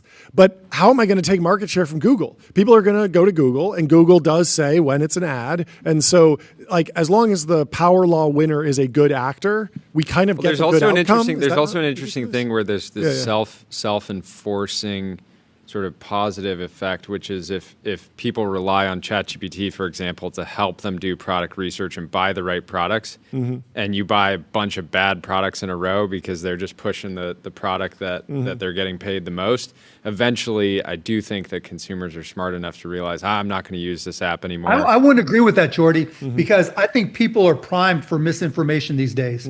You see it in healthcare continuously. You saw it with COVID vaccines. People on their deathbed saying, I wish I had taken the vaccine, and you see it now with, raw milk, where now there's more people who have, there's examples of people who have died. And people just don't care. They just go on and maybe they'll say, ChatGPT is woke, so I'm using RightGPT. And that's because those are the kinds of answers I want. Because, there are people who want to be influenced and want to be part of a group when it comes to the product decisions. Just like we saw the anti-Bud Light and that kind of builds, and you see, pro right-wing products. I just don't know that it is an efficient market enough where people are going to take responsibility for just making a bad product choice and then going to another source. There's just so much personal identity in how we use technology. That's part of my concern. How worried would you say you are about AI broadly? I think over the last few months, the industry has woken up to, a year ago, people were kind of laughing about AI safety, right? And thinking about these fast takeoff scenarios. Now I think people are kind of waking up and worried about the general well-being. If you just give hundreds of millions of people, unlimited access to these tools, there is going to be some effect. Some people will be good, some people will be bad. But what's your high level read? Well, it's changed a lot. We went from fear of the Terminator to fear of being influenced in ways we didn't expect because they're such good communicators, right? We can't talk to other people, or we feel, shy or not open in communicating with other people, experts or friends or otherwise. But this is our best friend who never gives us a hard time, and depending on how it's programmed, will compliment. What a great question, Jordy. What a great, that is a really interesting approach. Oh, yeah. So there's a lot of things to be concerned with there, particularly because AI is not smart. Yep. Right? AI is just statistical right now. And I'm of the mindset that that's not going to change for a long time. One of the reasons that you don't see full self-driving cars that are just everybody using no matter what is because it's easy. There's so many adversarial things that can happen to a car. Yeah. We have mini Australian German Shepherd, or a million Australian Shepherd, right? Tux. And about 6 years old. I trust Tux at an intersection to know when to cross before, that he's never been to before I trust a car. And that's the whole point with AI, because they're just rules and laws and latencies that it can't account for. Mm-hmm. It's all text, some graphics, some video, but it's always behind. And then that's part one. Part two, I think we're going to see a groundswell in how intellectual property is dealt with, a groundswell change in how IP is dealt with. Because there was, for a long time, it's been publish or perish. Get your stuff out there, get it into journals, make it available so that you can present yourself as being an expert. Well, the minute you do that right now, it's going to get absorbed into, training data for these models, and you've lost everything you've just created. Well, what if I'm taking the side of big raw milk and I want to get people, and so I should just write as much as I can about and that's what you're going to do too. Yeah. Your people are going to use bots to try to influence, to post things to try to influence, like the robots.txt for AI, for AI. Yeah. You can structure it in ways so you can set up sites where you can tell it exactly where to go, tell it all why raw milk is amazing, right? But the bigger point is AI doesn't understand death. AI doesn't understand pain. AI doesn't understand context. AI doesn't know what happened 2 minutes ago. It doesn't know that there was a plane crash as it's about to tell you, or something happened, right? AI can't tell you why that ball fell off the table unless you tell it, this ball fell off the table, what happened next, right? It's just not smart. And as long as it's not smart, A, can be influenced, and B, you're just not going to know what it's going to do next because it doesn't have judgment. So what would you tell the folks at OpenAI and the other foundation model labs on how to structure their business? It feels like a firewall between there needs to be some sort of truth-seeking organization that's focused on delivering the highest quality results, and then on the flip side, you have a monetization team. No, I mean, you can't check for quality. That's impossible. Yeah, of course you can. You can always benchmark these things, or just vibe test them with the audience. Jordy was giving me shit online. I was giving Jordy shit online. Yeah. Our vibe tests are going to be completely different, right? What I'm saying is Google does try and deliver the highest quality search results for a particular query, and then separately they have an ad auction function so that adds as an ad platform, and those two teams are separate. And so if your age is showing up as one of those knowledge boxes on Google, you can't just pay to have them change it.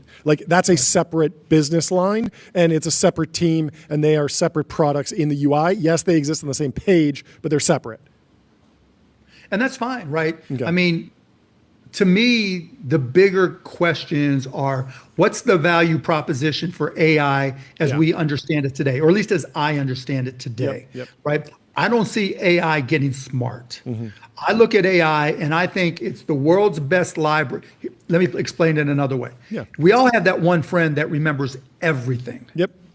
Everything, right? Hey, what did we do that one day back in college? Remember when, our one buddy, oh yeah, this is da-da-da-da. That's AI. It'll remember everything. It'll give you if you give it A, B, and C, it'll figure out D, E, and F, right? but it doesn't even know XYZ exists, just like you're right. So it is just like the world's biggest library. It is just like a meeting of the minds of just regurgitation. Yep. And so knowing that, then you have to, there's going to be so much competition between the models. That is the biggest driver right now in terms of revenue generation, right? Because there'll be 5, 6, whatever it is, foundational models before there's consolidation. But beyond that, there's going to be millions of models, millions and millions of models. And every brand is going to need a model, particularly like in healthcare. Like if you are Stanford Medical, right? If you are Mayo Clinic, if you're MD Anderson, you're not going to just, put out all your IP from the doctors and researchers and scientists you're paying so that ChatGPT can absorb it and have the benefit of all that knowledge so it remembers everything that all your doctors and scientists did. You're going to keep that to yourself.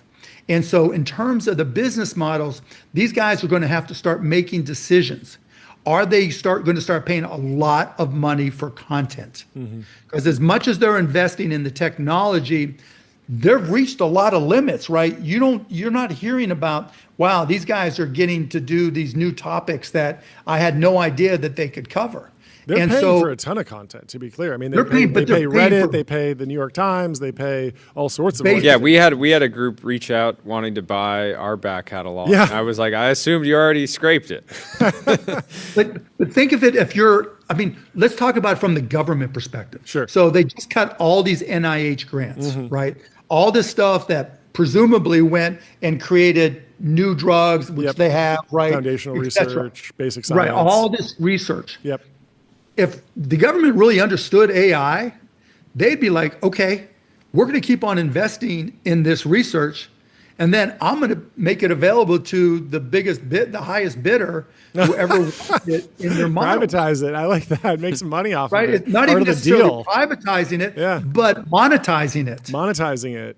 I like this. This is good. Make some money off of that nonprofit research. Well, because that's the way things are working right now, Totally. right? And I don't have. Honestly, I don't have a problem with that at all if it gets us more solutions, or doing our own, the government doing its own model and making that available for a fee. Yeah. Those decisions from a business perspective that all these models are going to have to make. Otherwise, how do they keep on adding more training data? Because there's no way to synthesize all that shit. You're not synthesizing, you're not creating synthetic data that all of a sudden is going to, you could give it all the backstory you want, that you're a doctor, that you invented this, that you did that. It ain't going to invent what the doctor and the scientists are going to invent. Yeah. At any point during the AI hype cycle so far, did you think that this time might be different? There was, I would say, a year ago, a common line was, this isn't like the internet bubble because there's real revenue. These companies are ramping revenue to hundreds or billions of dollars of revenue very quickly.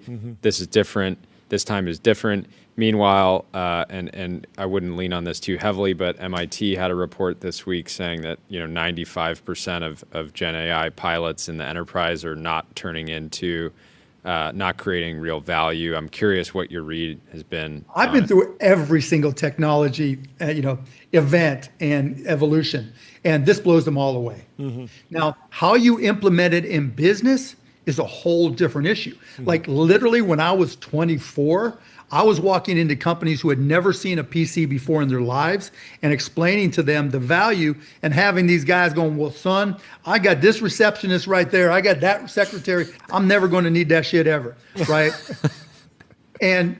But then, my business then was helping them figure out how to implement it to give them an advantage. Yep. There are going to be integrators that, particularly young kids, like when I'm telling my kids who are 15, 18, 21 or 19, 21, and kids going to school, what should I do? What should I do? I'd be like, AI research. Learn all you can about AI, but learn more on how to implement them in companies, right? Because to your point, companies don't understand how to implement all that right now to get a competitive advantage. You got the head of Microsoft saying software is dead because everything's going to be customized to your unique utilization, right, or usage. Who's going to do it for them? Particularly small to medium-sized businesses. There are 33 million companies in this country. 30 million of them are solopreneurs, right? Single person enterprises. There are only, there are millions of companies that have 1, 5, 10, 50, 100, 500 people that aren't going to have AI budgets, aren't going to have AI experts. This is where kids getting hired coming out of college are really going to have a unique opportunity. If you're spending your senior year in college right now, your senior year in high school, even whatever it is, your excess time, and you're learning the difference between Sora and Veo, and you're learning how to do all this video, you're learning how to customize a model so that then you can then walk into a company and say, I understand your business as a shoe company selling shoes at a retail store. We're selling shoes online. Let me show you how to benefit you. Yeah. That is every single job that's going to be available for kids coming out of school, because every single company needs that. There is nothing intuitive for a company to integrate AI. And that's what people don't understand. Yeah, we hired two interns this summer at the end of the last school year because they just built products. Instead of saying, hey, here's what I can do, they just showed us. They took a day and just built something. We said, and they didn't take a day, right? They went to ChatGPT or Perplexity. Yeah. Well, the bear case, John was joking about this, though. I thought this was interesting. We had one of our interns built this product. It's tbpn.com/guest. It's this guest directory transcript tool. And he built it in a day, but then he had to spend the whole summer improving it. So that was a bull case for software engineers still having a job. But you don't even have to be a software engineer, right? You just have, people are afraid to ask the models the right questions. They're afraid to ask complex questions because they just presume that they can't answer.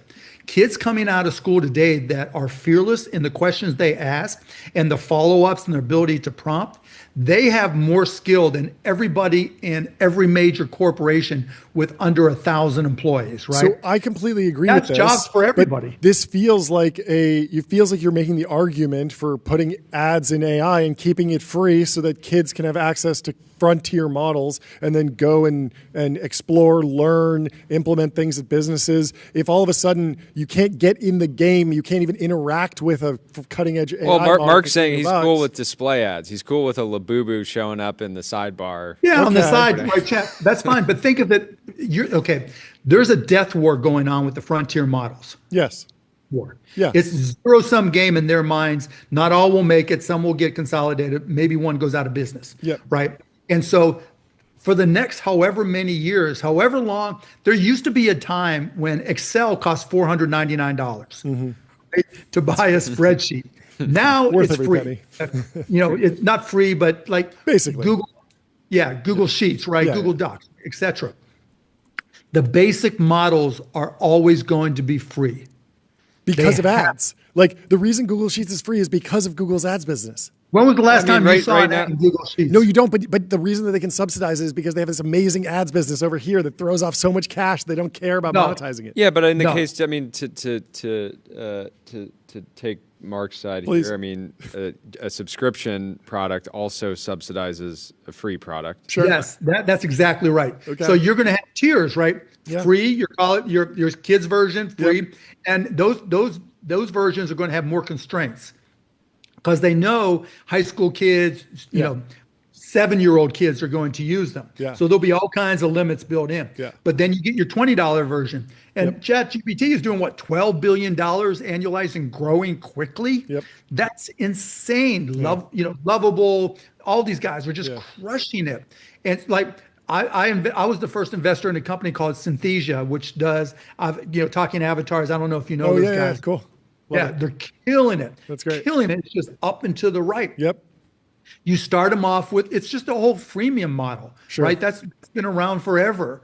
And I think that's going to happen. But as, we talked earlier about buying IP, you'll see things go into different directions. So you'll have a ChatGPT/healthcare. And if you want that, it's an extra $5 a month. You'll see ChatGPT programming or math or foreign language Duolingo version, right? And it might be an extra 50 cents a month or $1 a month, whatever it may be. And then there'll be, entrepreneur version, and it'll have all the integrations into all the states, so that you just, fill in these forms and you're incorporated wherever you want to be incorporated, because all the agents will do all the work.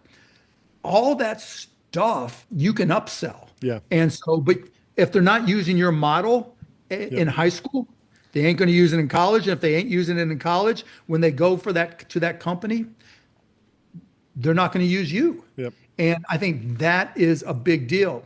But I can't say it enough. All these people, we're in a transition period right now for kids coming out of college, whether you have a computer science degree or not. But you're not trying to go to the big companies to get a computer science degree. Probably not the right way to go.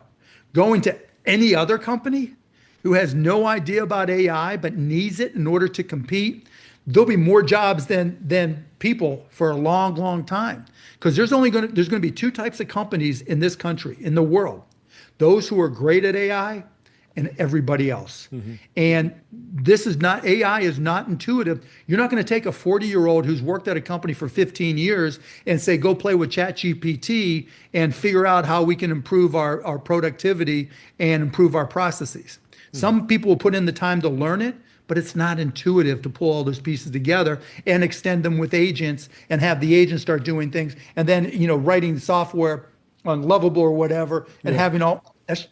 It's going to be intuitive for digital natives and Gen Z who are going through school and graduating with that. That is going to be jobs left and right. For sure. Totally agree. Wanted to get we were just on with Vlad from Robinhood, and that's my guy. He's super excited about getting everyday investors access to great private markets, great companies in the private markets. I wanted to get your general read on that. You've obviously been part of Shark Tank for a long time. Can you imagine if you were watching and you could be like, I want to invest? That seems extremely low. Yeah, and a lot have taken crack. I'm sure people have pitched you this exact thing. But I'm curious, because you obviously, I can see you being, it's great if retail can get into the next Figma, but there's not making a lot of Figmas. Worse, right? I've been anti, not sweat equity, crowdfunding, right? Mm-hmm. Crowd equity programs, against it because there's no liquidity. Mm-hmm. People love a company, the next Figma, and they put in their life savings because they know Figma's going to the moon, baby, and they can't get out. Yeah, and they gotta wait. That's the problem. Yep. And so that's part one to the problem. Part two, and more of a systemic problem, there's just not enough IPOs. I mean, it's like watching some of these IPOs, they're like meme coins now. Mm-hmm. Bam, they take off, and then it's musical chairs to see who can get out the last but first, right? Yep. And if you don't get out first or near the beginning, you're getting crushed, And so is there a way, whether it's tokenization or other approaches to that?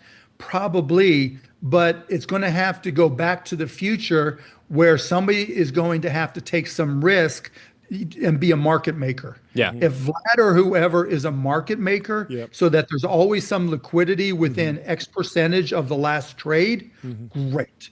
Yep. Then everybody can do it, and everybody's protected to a certain extent, as long as they're not doing deals where the people are just out and out lying, right, or misrepresenting it. At which point, hopefully, the CFTC or the SEC, whoever happens to end up in charge. It's not enough just to bring access. You also have to bring liquidity. Last question. If Donald Trump runs for a third term, will you run for president? I mean, it's easy to say yes right now, but that's probably the only thing that could make me really reconsider. Because otherwise, I don't want to do that shit. It's not my dream to be president. I'd rather argue with you guys about this. Yeah, it's my dream to come back on the show. You'll be too busy if you're in the White House. Last question from me. Are you excited about the American taxpayer potentially taking a position in Intel? Oh, interesting. You know what? It's a great question, Jordy. So you're sounding like an AI. You're sounding like an AI. Yeah, you sound like an AI. You know what? That's a great question. What you don't know is I have ChatGPT listening. Yeah. He's running Cluely. He's running Cluely. it is a progressive's dream. This is the Bernie Sanders dream, the AOC dream. Because, and I'm not saying I agree with it, but if you think about it, yeah, it's asking for equity and taking value from the billionaires before it even makes them billionaires or goes to the billionaires. So when you take 10% of Intel, and first let me add, the fact that it's a grant that they're converting, I think is awful, because it was meant to be a grant, and that was the deal the United States of America made, and now we're going back on the paper that we signed as a country. I think that's bad. But generally, if this was, okay, we'll put in more money in order to take, and we want 10% of Intel, obviously they can say yes or no, just like NVIDIA and AMD had the option to say yes or no on the H20 chips, just like Material, whatever, MP had the option. But politicians have gotten so good at trading stocks. Maybe we want them. Maybe we want them running our federal balance sheet. No, you don't. No, I'm kidding. Yeah, but if you're going to generate, if I was running, right, and I would say Donald Trump did the same thing. He got this one right. Now the only question is, will he do it at the right time? Because I'd rather take more money from taxpayers, the average person who might need to pay more, or even the billionaires, the oligarchs, according to Bernie, would I jack up their tax rates to 37 to 39 or 41? Or can I just take it this way, right? Take it before it even gets to them. This is a progressive's dream. I don't understand why AOC and Bernie aren't shouting to the rooftops and Elizabeth Warren, yes, yes, yes, and make Donald Trump's head spin around in circles along with every other supporter, because those guys if they got excited about it, he might reverse course. Well, of course, that's why they're being quiet, because they don't want him to reverse course. This is 4D chess. Maybe you're ahead of chess on both sides of the aisle. Everyone's playing chess. I mean, but don't you guys agree? Isn't it just like a progressive dream? So tariffs, which is just like the greatest sales pitch in the history of sales pitches, when you can convince 30+% of people in this country that tax that they're paying with increased prices isn't a tax, somebody else is paying it. Amazing sales job, right? So now that's $360 billion towards the deficit and everything. And if you can start doing these other deals that aren't piggish, right? Meaning they're fair to the companies that are involved, and they're not across the board like tariffs, and start banging down on the deficit in the way that is the ultimate progressive approach. He's turned into Bernie Sanders. Yep. He literally has, only he's a better salesperson. You're great at this. This is I mean, I give him credit, though. I'm not knocking him, right? I am giving Donald Trump all his flowers, because he is doing things in a way that the Democrats aren't smart enough to figure out to have done themselves. Yep. This is great. Well, thank you so much for stopping by. We'll have to do this again soon. Yeah, we got to do this again soon. We got to find a new topic to argue about, but this was fantastic. Healthcare. Let's go healthcare. Wait till you hear my shit with healthcare. Okay, yeah, let's do it. Let's do it tomorrow. Do healthcare debate soon. Well, we'll email you. I'll see you soon. Have a great one. Thank you so much for joining. Later. Appreciate it. We'll talk to you soon. Up next, we've been keeping him waiting. We got Qasar Younis from Applied. Welcome to the studio. Do we have him? I want to ring the gong preemptively. I don't even know if we have news, but I'm just excited for what he's up to. Oh, there he is. We haven't talked to you since DC. We talked to you at Hill and Valley. How you been? What's new in your world? Sorry to keep you waiting. We had to. In my world. We were arguing. Hill and Valley seems like a lifetime ago. It really was. There's been like 4 other iconic DC tech crossover events. I have yet to make to many of them, but it was a fun time, and we appreciate Hill and Valley is the only one that's worth it. So I think that's fine. I mean, it used to be a dinner. Now it's an organization that throws like some of the biggest and most impactful events. It's a fantastic crew over there. Shout out to them. But anyway, this isn't about Hill and Valley. This is about you. Welcome to the stream. How you doing? I'm doing great. I'm doing great. Following up Mark Cuban, I couldn't really watch the thing. I don't know if this is going to be this is the slow letdown to the end of the day. No, we're working on being able to feed back the show to you so you can watch it while you're in the waiting room. But we're sorry to keep you waiting. But give us the update. And I mean, maybe for those who are new and maybe hopped on during the Mark Cuban segment, if you could introduce yourself and the company briefly and then go into the news, that'd be great. Yeah, for everybody who's not in the Bay Area ecosystem, my name is Qasar Younis. And the company is called Applied Intuition. Yeah. We are a now I say late stage company. Yeah. We earlier this year raised a Series F, if I got my numbers correct, led by BlackRock and KP at 15 billion. Wow. The company is broadly. There's a couple unique things about the company. One is we've been historically profitable, which is super rare. We've preserved 100%. Yeah, yeah. That word probably doesn't get thrown around a lot with AI companies. No. We talked to a lot of folks with high revenues. Gross margin's not there yet. Hoping on some very savings. Very low gross margins. Trifecta you want,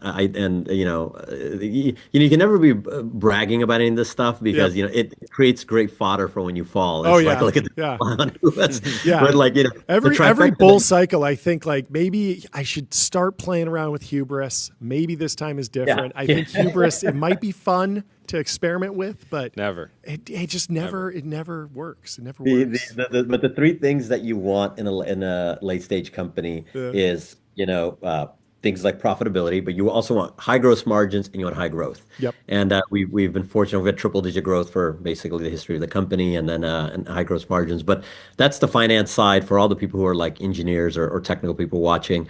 We're a AI company that focuses specifically on vehicles. So the broad category we talk about is vehicle intelligence. Yep. It would be a subpart of physical AI. If sometimes you might hear Jensen or somebody talk about that.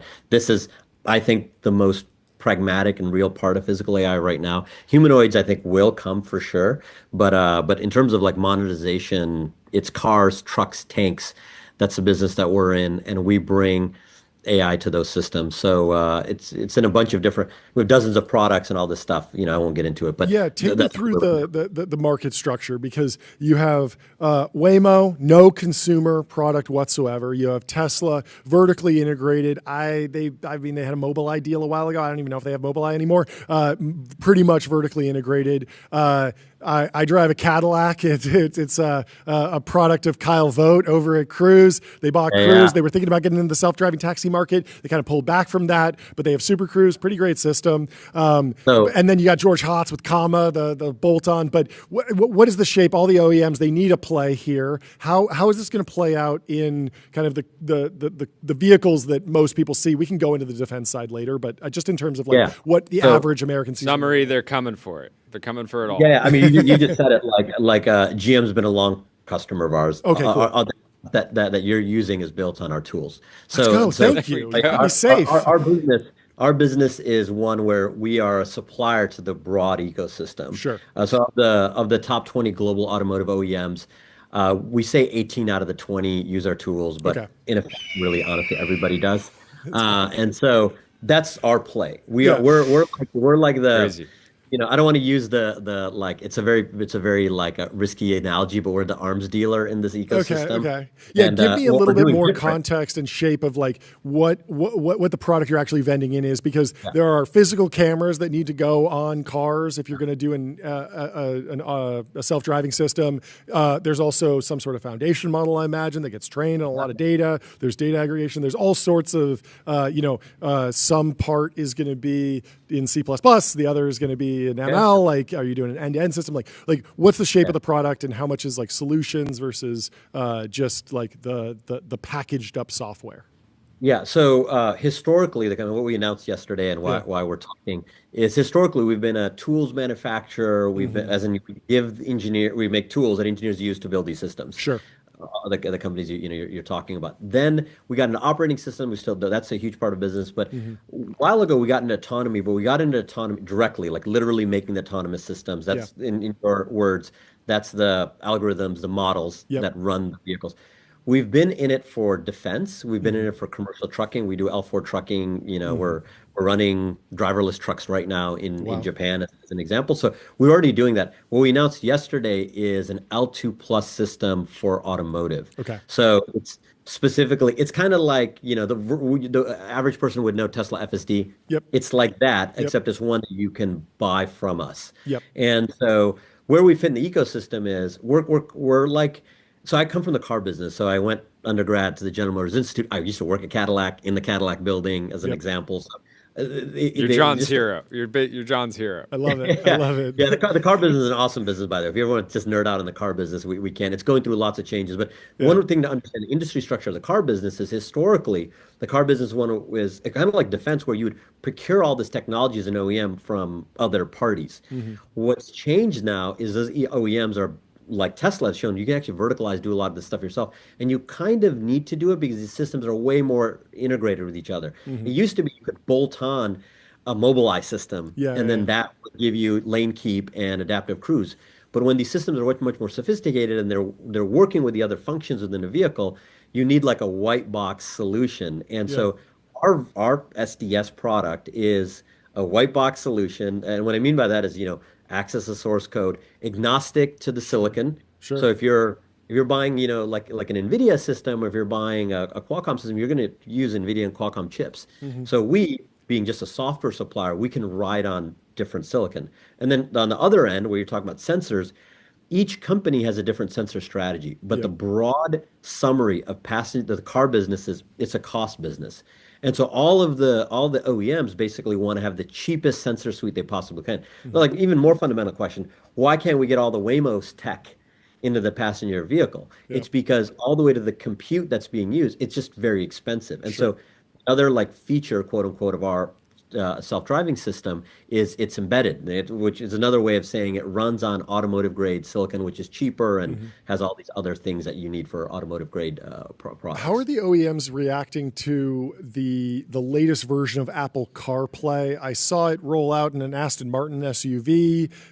From a consumer perspective, it seems awesome. The new CarPlay takes over all the dash, so even the volume control will be handled by CarPlay. But it feels like if you're an OEM, you're kind of giving away. You're letting the fox in the hen house potentially. But exactly. What's the reaction been, and then what does that mean for your business, basically? Yeah, I think so. Let's kind of gear shift. We go from autonomy to now just, let's say, the in-cabin software experience. For us, we call that business line Vehicle OS. It's something that we build and sell. The punchline there is the issue with CarPlay is, if you're a Mercedes and your experience is the same as a Chevy Bolt, which is the same as, let's say, a Aston Martin, OEMs are really good at two things. That they're really, their heart of their business is two things they have to get right, and if they get it wrong, they ultimately end up going bankrupt. The first one is just managing the cost side of the business, supply chain, getting all the suppliers wrangled. So they put all the parts in a factory because the factory is this big fixed cost, and it pops out at a certain rate. The economy actually moves up and down at pretty significant, consumer car sales and consumer index are very, very connected. All the global OEMs are extremely good at forecasting what they need to build, where and when, years in advance. The other thing that they have to do very well is brand management. And more fundamental question, what's a brand? Like fundamentally, what's a Mercedes brand? It's the collection of experiences you've had. That's what a brand is. And so if the collection of experiences you've had is with Apple CarPlay, that does actually degrade your brand. And so the OEMs are extremely sensitive. I mean, I think maybe a controversial thing to say, I think we've seen peak CarPlay and peak Android Auto has already happened. I mean, multiple OEMs have gone out and said that they're not going to do CarPlay in the future. They're not going to do Android Auto in the future. And by the way, Tesla doesn't do CarPlay and Android Auto.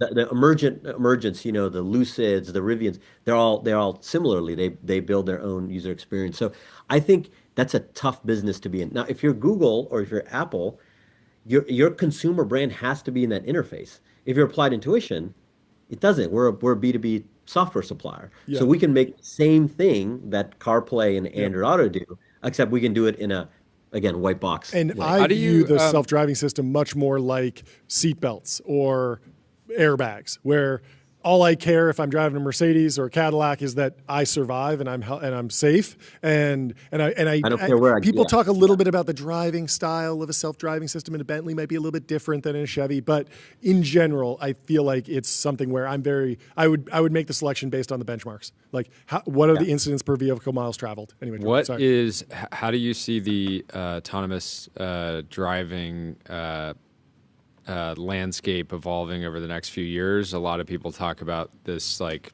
2-horse race, Waymo and Tesla, but using the arms dealer analogy, it's like Tesla and Waymo are nuclear war, and you come and you're like, hey, I'll give everybody nuclear weapons. Is that? Listen. This is not the time to make jokes about my Pakistani heritage.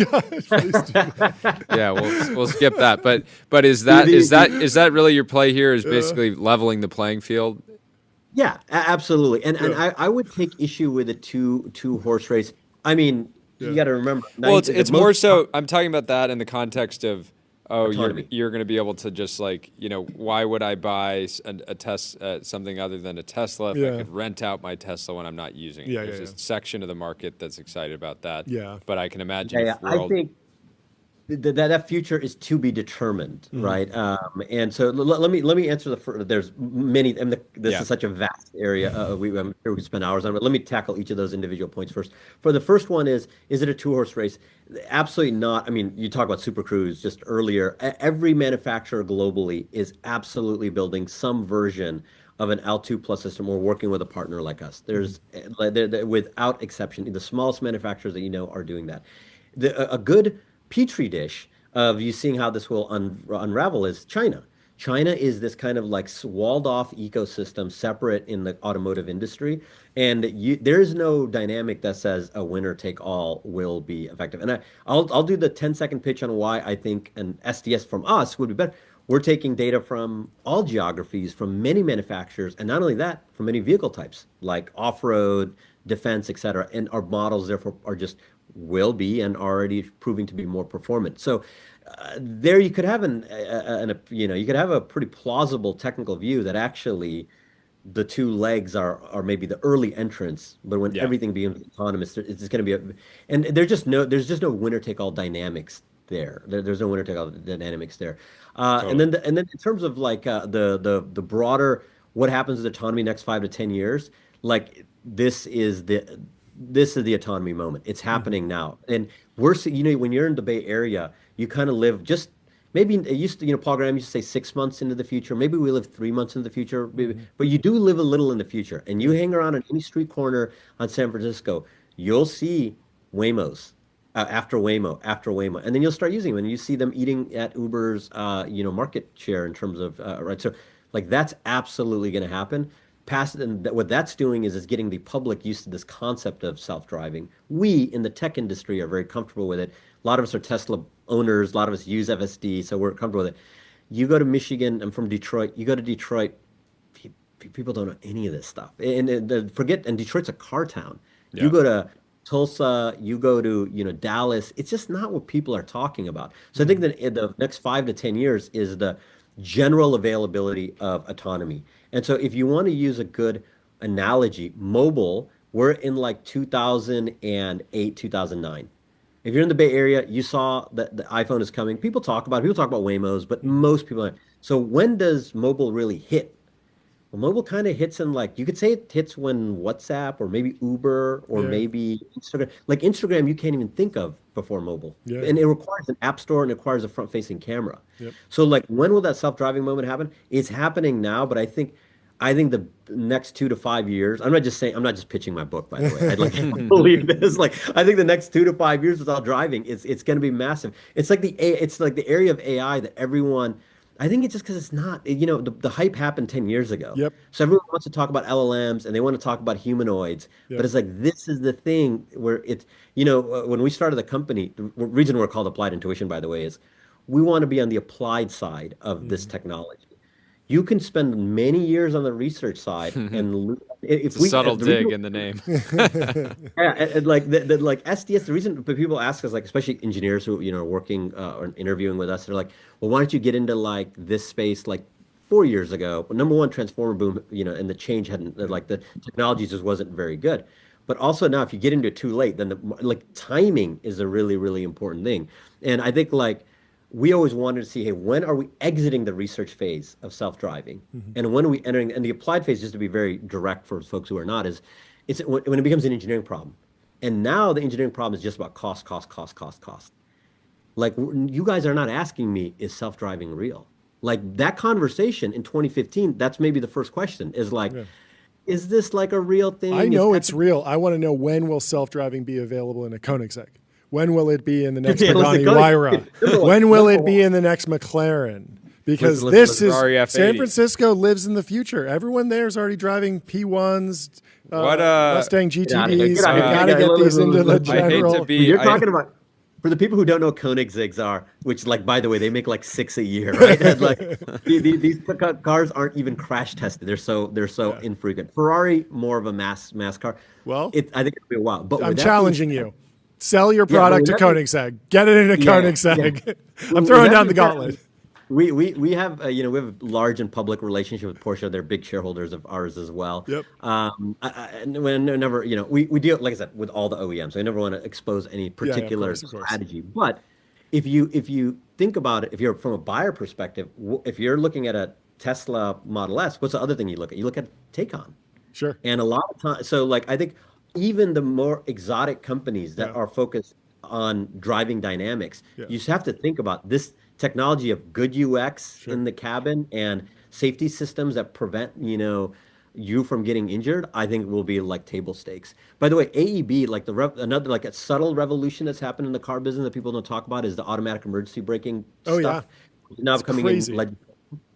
It's like statistically making an improvement in like pedestrian deaths. Like, that's wild. Things that often get talked about. So I think even in the highest end stuff, right now everyone talks about EPA and emissions stuff. I think in 2035 and going forward, it'll all be just like, hey, why are we still having deaths? Yeah, like, totally. and then that's the Koenigsegg question will come up is like, hey, it should be aware enough. It doesn't have to drive, but it should be aware enough to take over from the driver when something really bad is about to happen. Well, thank you so much for last question. Just curious. We're keeping a right Series E company waiting just to talk to this guy with a Series F. I was going to say, how do you think about financing the business in the future? It feels like I'm sure many SPAC sponsors would be begging, but I imagine will take the more traditional path. How do you think about? We've preserved 100% of the capital we've ever raised in the company's. Wow. Almost 10 years. So SPAC is probably hit that gong, John. Hit that gong. For the finance folks at home, they know what that actually means. That is no easy feat. Yes. That's bigger than the raise. SPAC is not. There's many things that I'm speculative about. SPAC is definitely one I can tell you affirmatively we wouldn't do. Yeah. I think we fall into the very.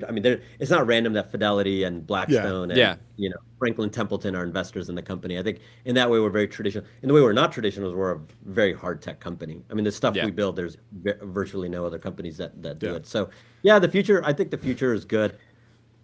How are we going to spend the money? Or how do we think about capital allocation?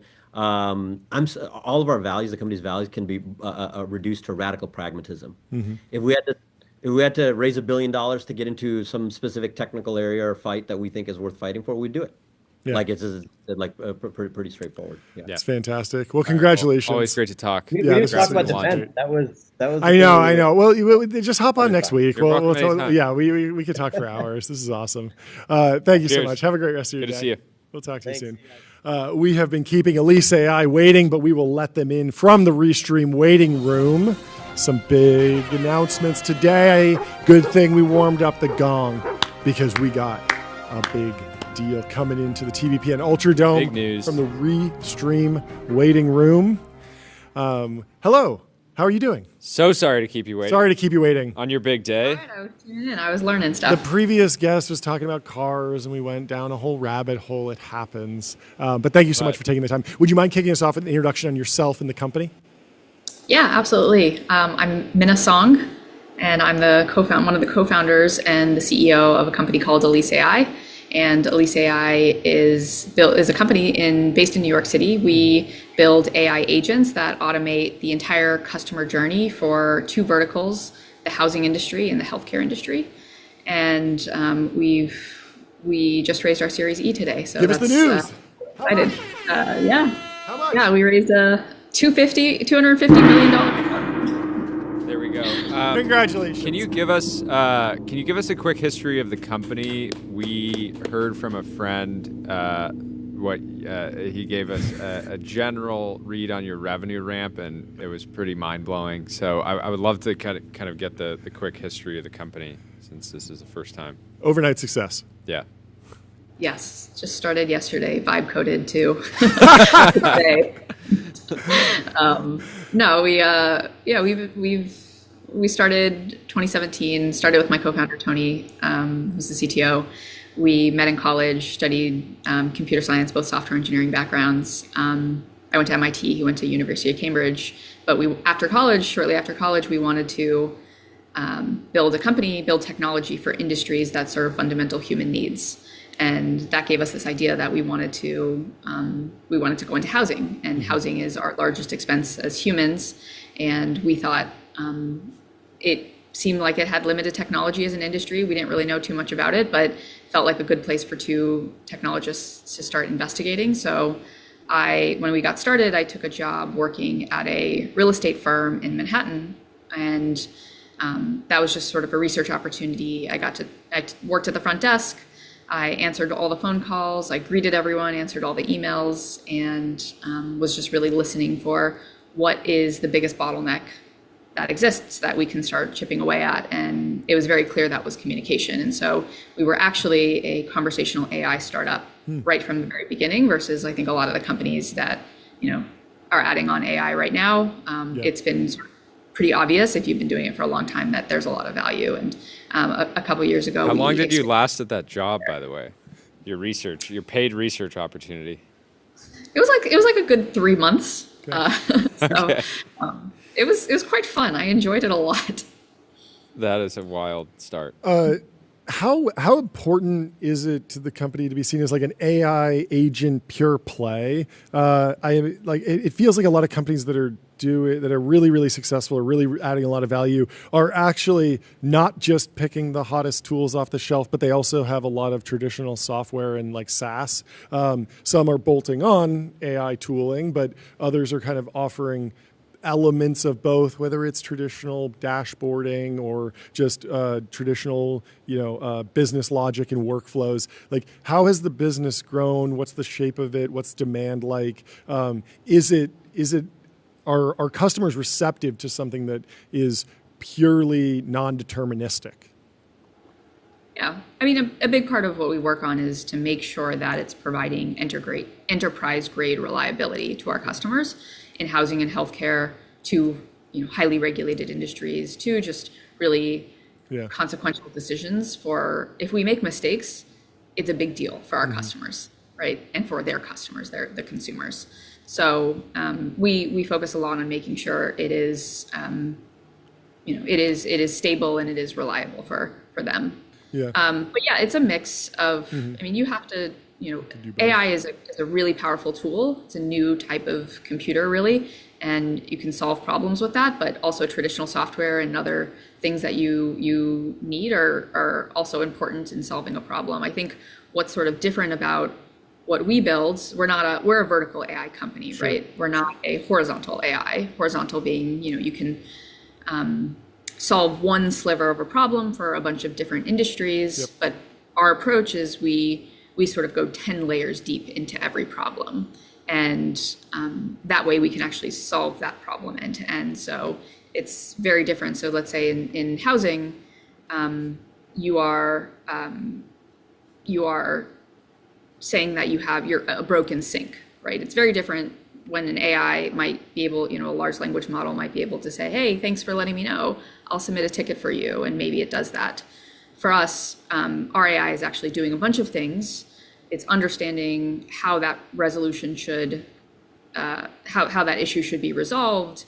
It's coordinating all the workforce and all the resources, the systems, the compliance to get that ultimate issue resolved. Or there's things that we do that are not just pure sort of conversational AI pieces, but we work in the physical world.